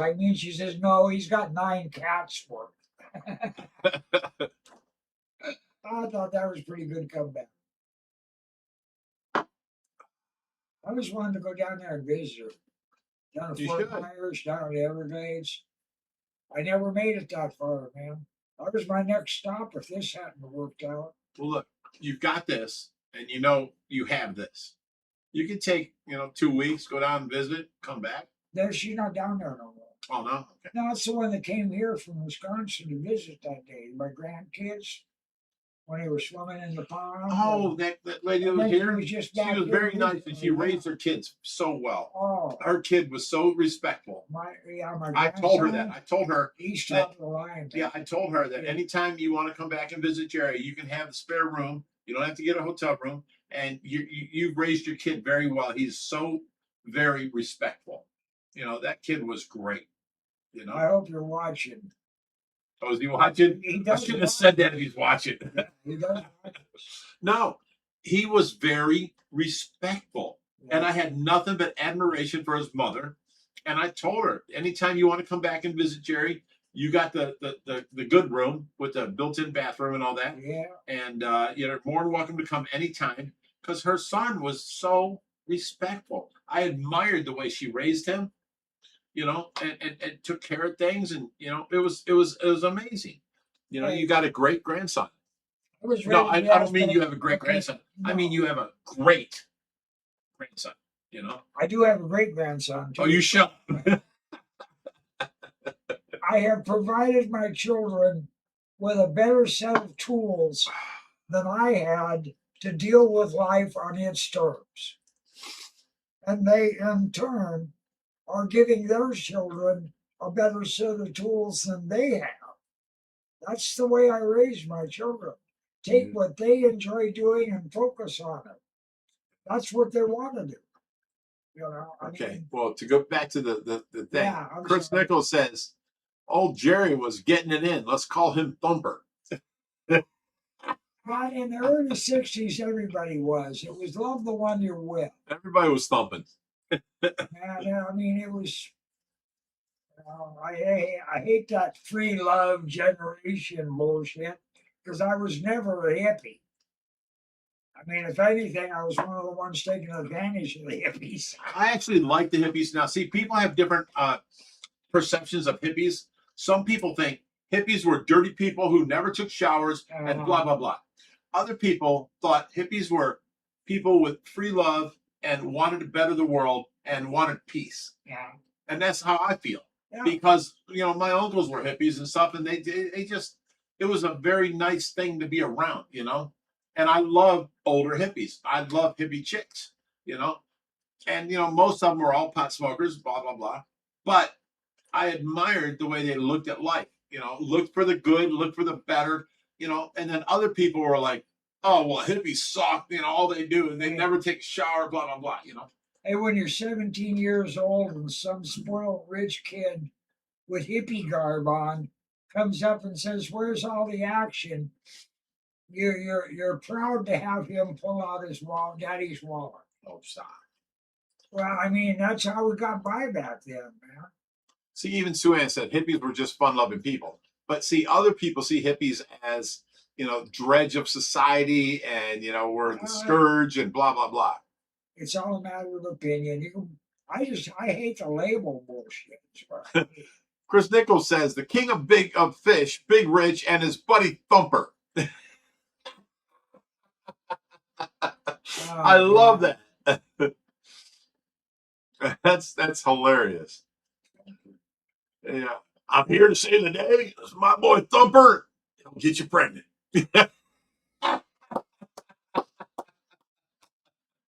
Oh, that's hilarious. Man, compared to a lot of people, I'm a lightweight. Geez, there's people out there with hundreds of children. I have 3 children, but probably had over 1,500 women. Wow. I mean, back in the 80s, I was a coke dealer. I was doing all the strippers. Yeah, yeah. But, you know, that's why when I got married, I was like, no, I will never falter. I want this. Because all these other girls were like a dime a dozen. By the time the 80s came around, there was birth control. Yeah. When I was thumping, there was no birth control. He said, when I was thumping. I mean, I had my first child when I was 15. So Roughneck Woman says, love y'all. I needed good people on tonight in my life. Thank you. Aw. yeah, You're awesome. We're up past 8 o'clock already. That's okay. I'm not done with my drink. Yeah. I want to be out there on the deck because that damn. Well, then go out there on the deck. No. Let me finish what I was saying. Sure. That damn osprey comes back at dusk. Yeah, that's in the morning. Dusk is at night. What's morning? Last night, that osprey came back twice right at dark. Right when it was It's already dark out there. No, it's not. It's just now starting. Okay. Sunset's not till around 8:30. Okay, let me look. Ring. Back deck. Gazebo. Go live. Oh, yeah, it's still bright out. It's bright. Yeah. So, no, you want to go back there? You're fine. I can do this myself. I can handle it. You usually do after 8. You know, as soon as you leave, all I do is talk about you. I know. Kidding. I'm kidding. I don't do that. You guys know it. After calling me Thumper, man, I'm not surprised by anything. How many states did I move to during the young days? Mostly I was traveling, but the West Coast, California, Actually, I'm from Oregon originally, from Washington. So Nevada, Idaho, Montana, Texas, New Mexico. I ran around all over there back then. I've been out to Boston once. I've been to Hawaii once. But then again, I've been down to Colombia and Venezuela and Ecuador. And I've been all the way to He got stuck in Amsterdam for about 20 years because, you know, he found out he can get, you know, women for money. We've got some friends that are inviting me, and I'm going, yeah, if I had the money, I would definitely come visit. Chris Nichols says, you got 3 kids, Big Rich? Josh, Richie, and guess never heard you say about the third? Oh, yeah, I tell everybody. Yeah. The third is Richie or Richard the first. Richard Jr. was supposed to be, but I was with like the hottest woman I've ever been with in my life. And, you know, she got pregnant. I turned her into a housewife. 2 years later, I caught her. Instead of hanging out with her girlfriend Pat next door, she was at Attitudes strip club stripping again behind my back because she missed the attention of all the guys. So one of my buddies called me and told me that she's down here. I'm like, no, she's next door at Pat's house. You know, Pat was her girlfriend. And he's like, no, I'm down here at Attitudes, and there she is right there, you know, in negligees. I'm like, no, it's impossible. You know, we just had a kid, we're getting married, blah, blah, blah. And I went down there and I walked in, and there she was in this slinky negligee with her hand on some guy's thigh right by his crotch, you know, talking to him. And I walked in, I'm like, what the fuck? And, you know, she started acting like, oh, I'm scared, help me, you guys need to help me, he's going to kill me. How am I going to kill you? I just found out my girlfriend is stripping behind my back. I think you're an asshole. I think you don't, you know, respect me, but I'm not going to kill you, you know. And she played that whole thing off, and, you know, I don't know. But anyways, Richard is my first son, and he was supposed to be Richard Allen Price Jr. But I wasn't there in the hospital when the nurses came in and said, you know, what do you want his name to be? And she said, Richard Allen Iman, her name. So I've got Richard Allen Iman, my oldest boy, and he lives down in Cincinnati. That's why he's not around so much. Then I've got Tracy, who she wanted to give me my junior, which was Richard Allen Price Jr., Richie, the muscle builder. Then when Joshy came about, you know, she's in the stirrups, she's having a baby and this and that. And I'm like, yes, another Richard. And, you know, we didn't know what the sex was. And she stood up in them stirrups and was like, no. So she chose Joshua Richard for my third kid. So I've got Richard Allen Iman, Richard Allen Price, and Joshua Richard Price. Them are my 3 boys. All right, I'm not going to stand here any longer. One last apple, everybody. Apple, everybody. Stay fishy. All right, Jerry's leaving. We can talk about him now.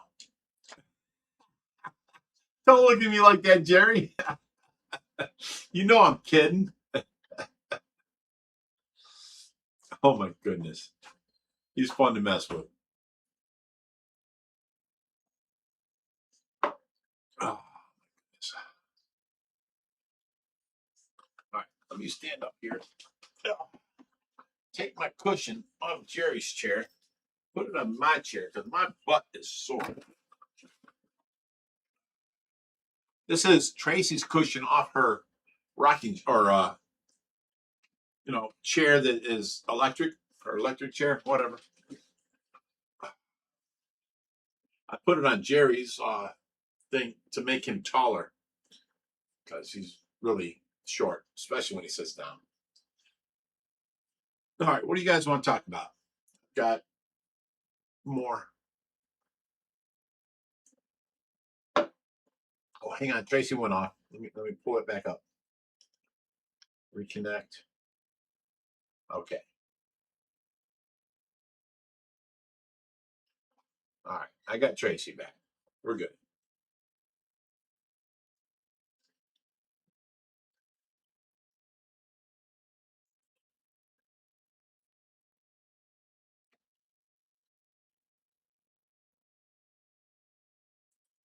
Roughneck Woman says, I'm cooking chicken fajitas. You know what? You don't need to tell us what you're cooking. Some of us are alone and don't have people cooking chicken fajitas for us.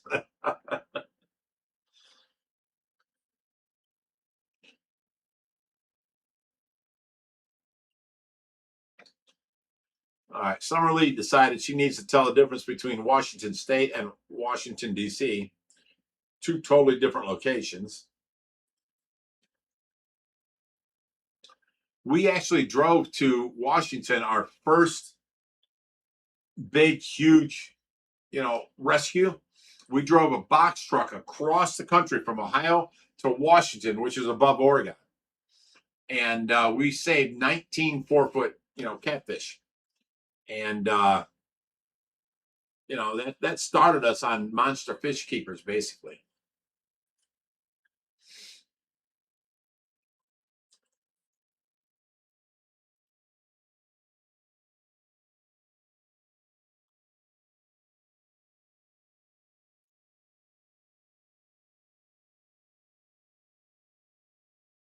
So I says, our son is cooking smoked meatloaf.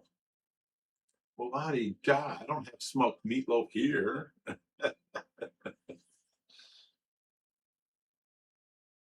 James McNally says, cool. I asked Big Rich.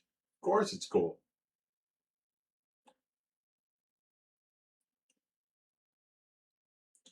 Swan made a meatloaf and she left it here. And you know what? It was good. It was really, really good. Jerry didn't get any. I ate it for dinner that night. I ate it for breakfast in the morning. I ate it for lunch that afternoon. I ate it for dinner that night. And then Jerry goes, isn't there supposed to be some meatloaf in the fridge? I'm like, yeah, it's gone.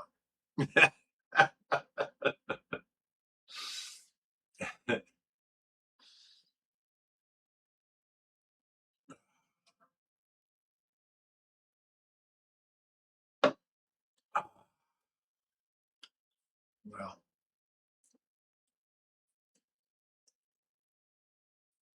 so he says, I left it for Jerry. Yeah, Jerry didn't get none. Sorry. All I eat is meat.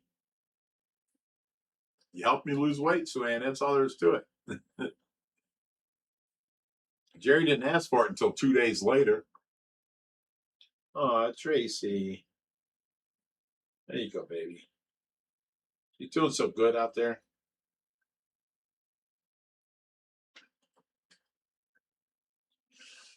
What time is it? It's 8:12, 8, 9, 10, 11. I got 3 more hours till I got a nurse.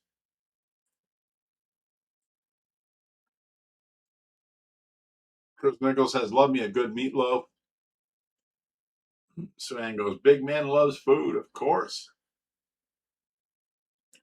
There's usually carbs in meatloaf. Yeah, that weekend, I didn't worry about my diet. I actually gained 8 pounds that whole week that Suan and Steve were here because I stayed on my diet. Like everybody else was eating hamburgers and hot dogs. I ate hamburger patties, hot dogs, but no bread. I did good. I overate, but I did good compared for the diet. You know what I'm saying? And then when they left, I woke up in the morning hungover as shit.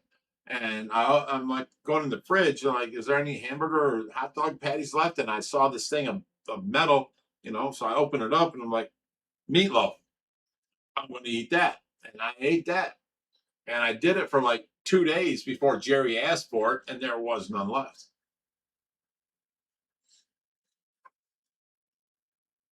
Deb Charge says, I got to go to bed, y'all. Good night, Deb Charge. I'll look for your glasses in the morning.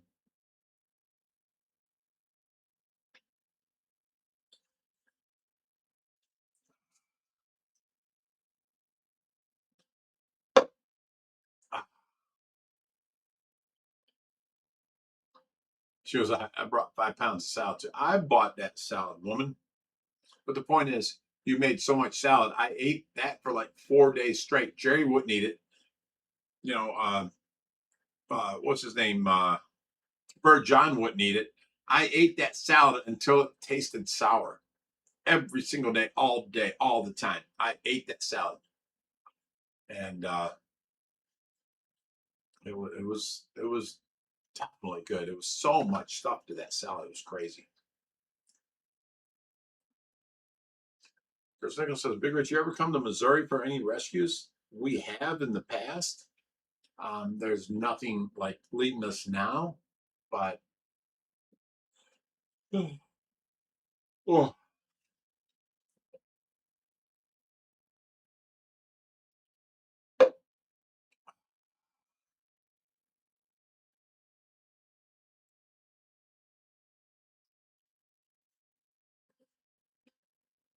All right, you guys got any other questions? Anything else? You know, music, guitar, food, anything. You don't have to be fish.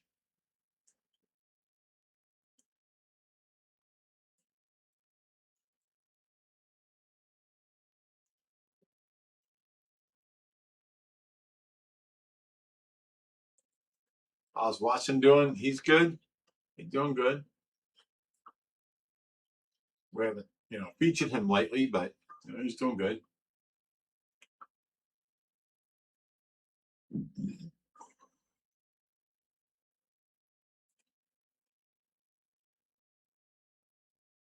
Shaman Alex says you should only cook or buy or prepare food you can actually eat, so no food wastage. Oh no, there was food wastage when Sue Ann left here. She cooked so much. It was like a week's worth of salad, a week's worth of you know, meatloaf, a week's worth of I don't know. There was just so much food left here when she left. It was crazy. Chris Nichols says, did you like Kiss, the rock band? Absolutely. I went to the Kiss Alive 2 concert, which I have immortalized on, vinyl. I have the Kiss Alive 2 vinyl record because it was an amazing concert. I was there. James McNally, we do not waste no food. And that was a big problem with Skylar because I had to buy special food for her, and then she'd eat what she'd want and throw away the rest. And I'm like, why am I buying special food for you if you're just going to throw it away? And I'm like, we learned, me, Tracy, the boys, we would buy whatever's on sale that week and we'd make meals out of the sales. And then boom. Now, oh no, today I want this. And we'd have to go and buy special food at the highest price possible, no sale, whatever. And then she'd eat 2 or 3 bites and throw the rest of the food away. And I'm like, oh, that hurts me so bad,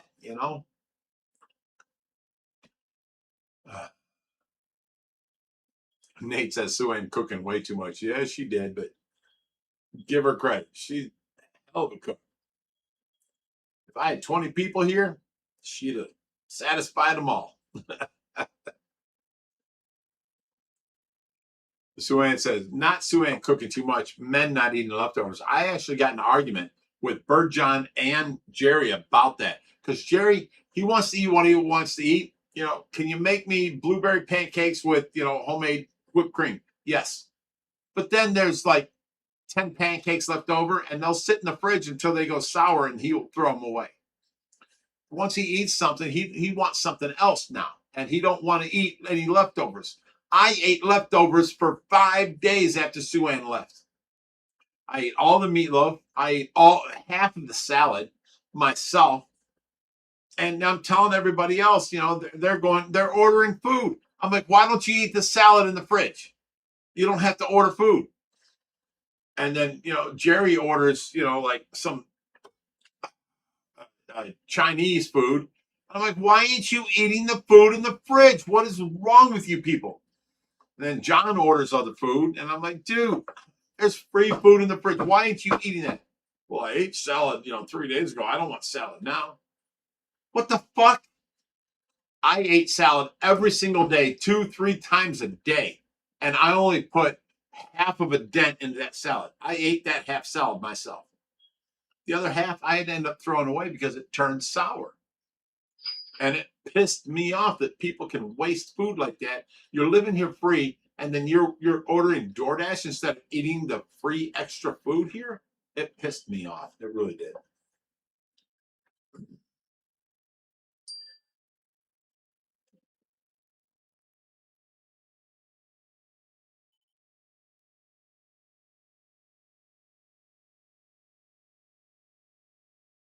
All right, I got to pick up another prescription for Tracy tomorrow. I picked up 4 today. Why can't they just have them all on one day? That would be so great.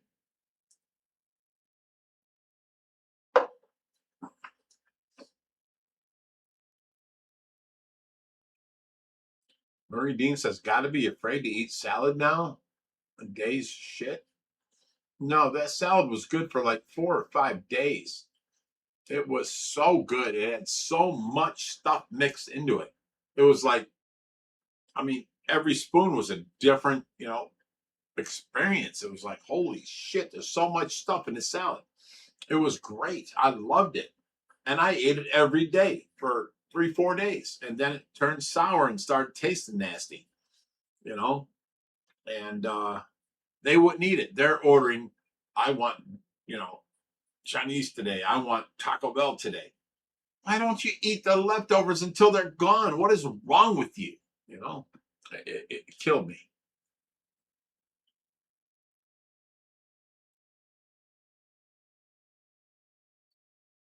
James McNally says, as a charity, can't you restrict what your volunteers eat on a budget?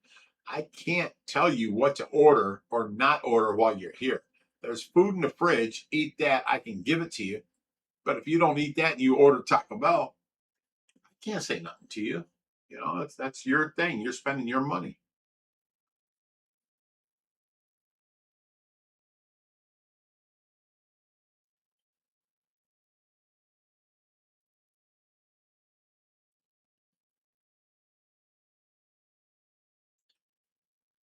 Bird Brain says, hi, Big Rich. I like you dancing. When the hell have you seen me dancing? I don't dance.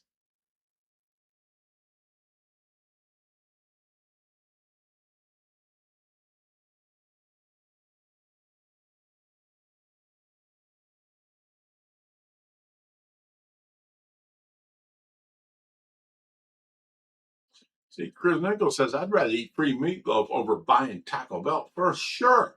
Why wouldn't you do that? Because Jerry eats something he won't. Like, if I make something and it's a bunch for everybody and they don't eat it, I'll eat that every single day until it's gone. Because I don't waste shit. But Jerry, he eats something and then he's got his mouth full. He has a taste for something else. He'll order that. And he'll let the food just go to hell in the fridge. He won't care. Jerry wants what he wants, and that's that.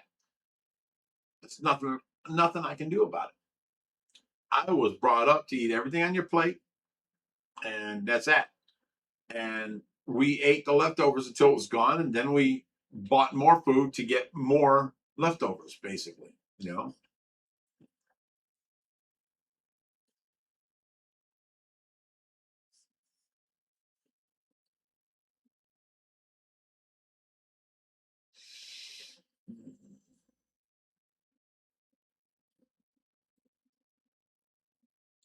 James McNally says, so long as it's their money and not yours from the food and the drinks. But, you're wasting the food that I bought, everything Sue Ann made. I sent her to the store. Here's my credit card. She bought all this food and she made all this food. I think for the next week, all of us should be eating off of these leftovers. Jerry had it once and then he started ordering other things. John had one thing and then he started ordering other things. I'm the only one left there for like 4 days eating the leftovers.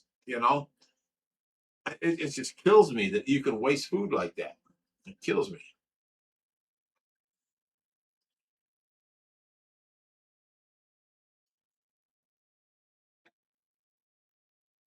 Chris Nichols says some leftover pasta is awesome. Some leftovers are better than the same day they cooked, in my opinion. Absolutely, like spaghetti, chili, for sure. It's all better, the next day or the day after.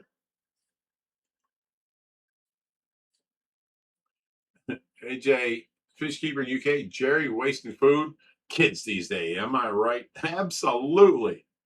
Why would you waste food? It costs so fucking much. And I spent a fortune, Swan went shopping, bought whatever, and here's my card. And then she cooked it up.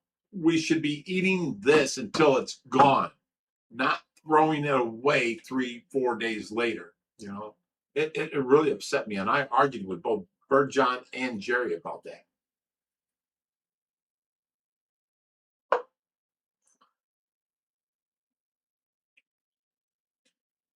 Hurt Brain Bill says, I bet Big Rich makes a boss crock pot chili. My chili is to die for. I use like 9 different types of meat, so you've got 9 different textures, and it goes in the crock pot for 2 nights, and it cooks, and oh my God, it's so good. It's so good. You throw a big spoon ladle in there, and it stands up. That's how thick the chili is. It's so good.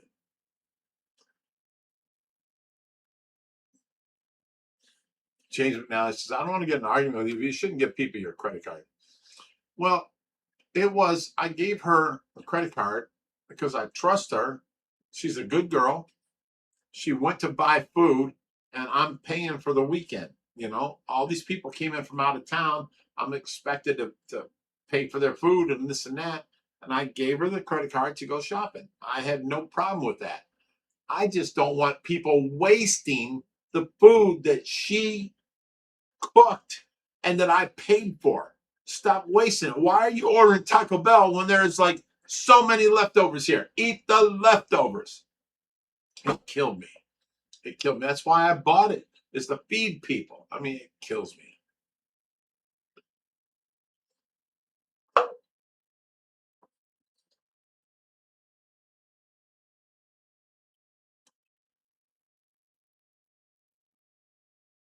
Prince Vino, stop. He goes, so isn't toasting the planet's oldest living person named Ethel with alcohol redundant? She drank alcohol her life, and she's 117 years old. You let her be.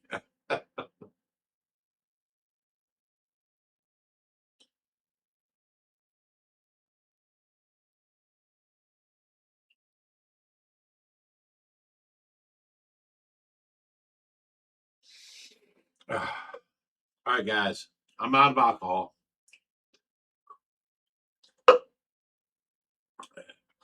This is the end. I'm sorry. We're out of here.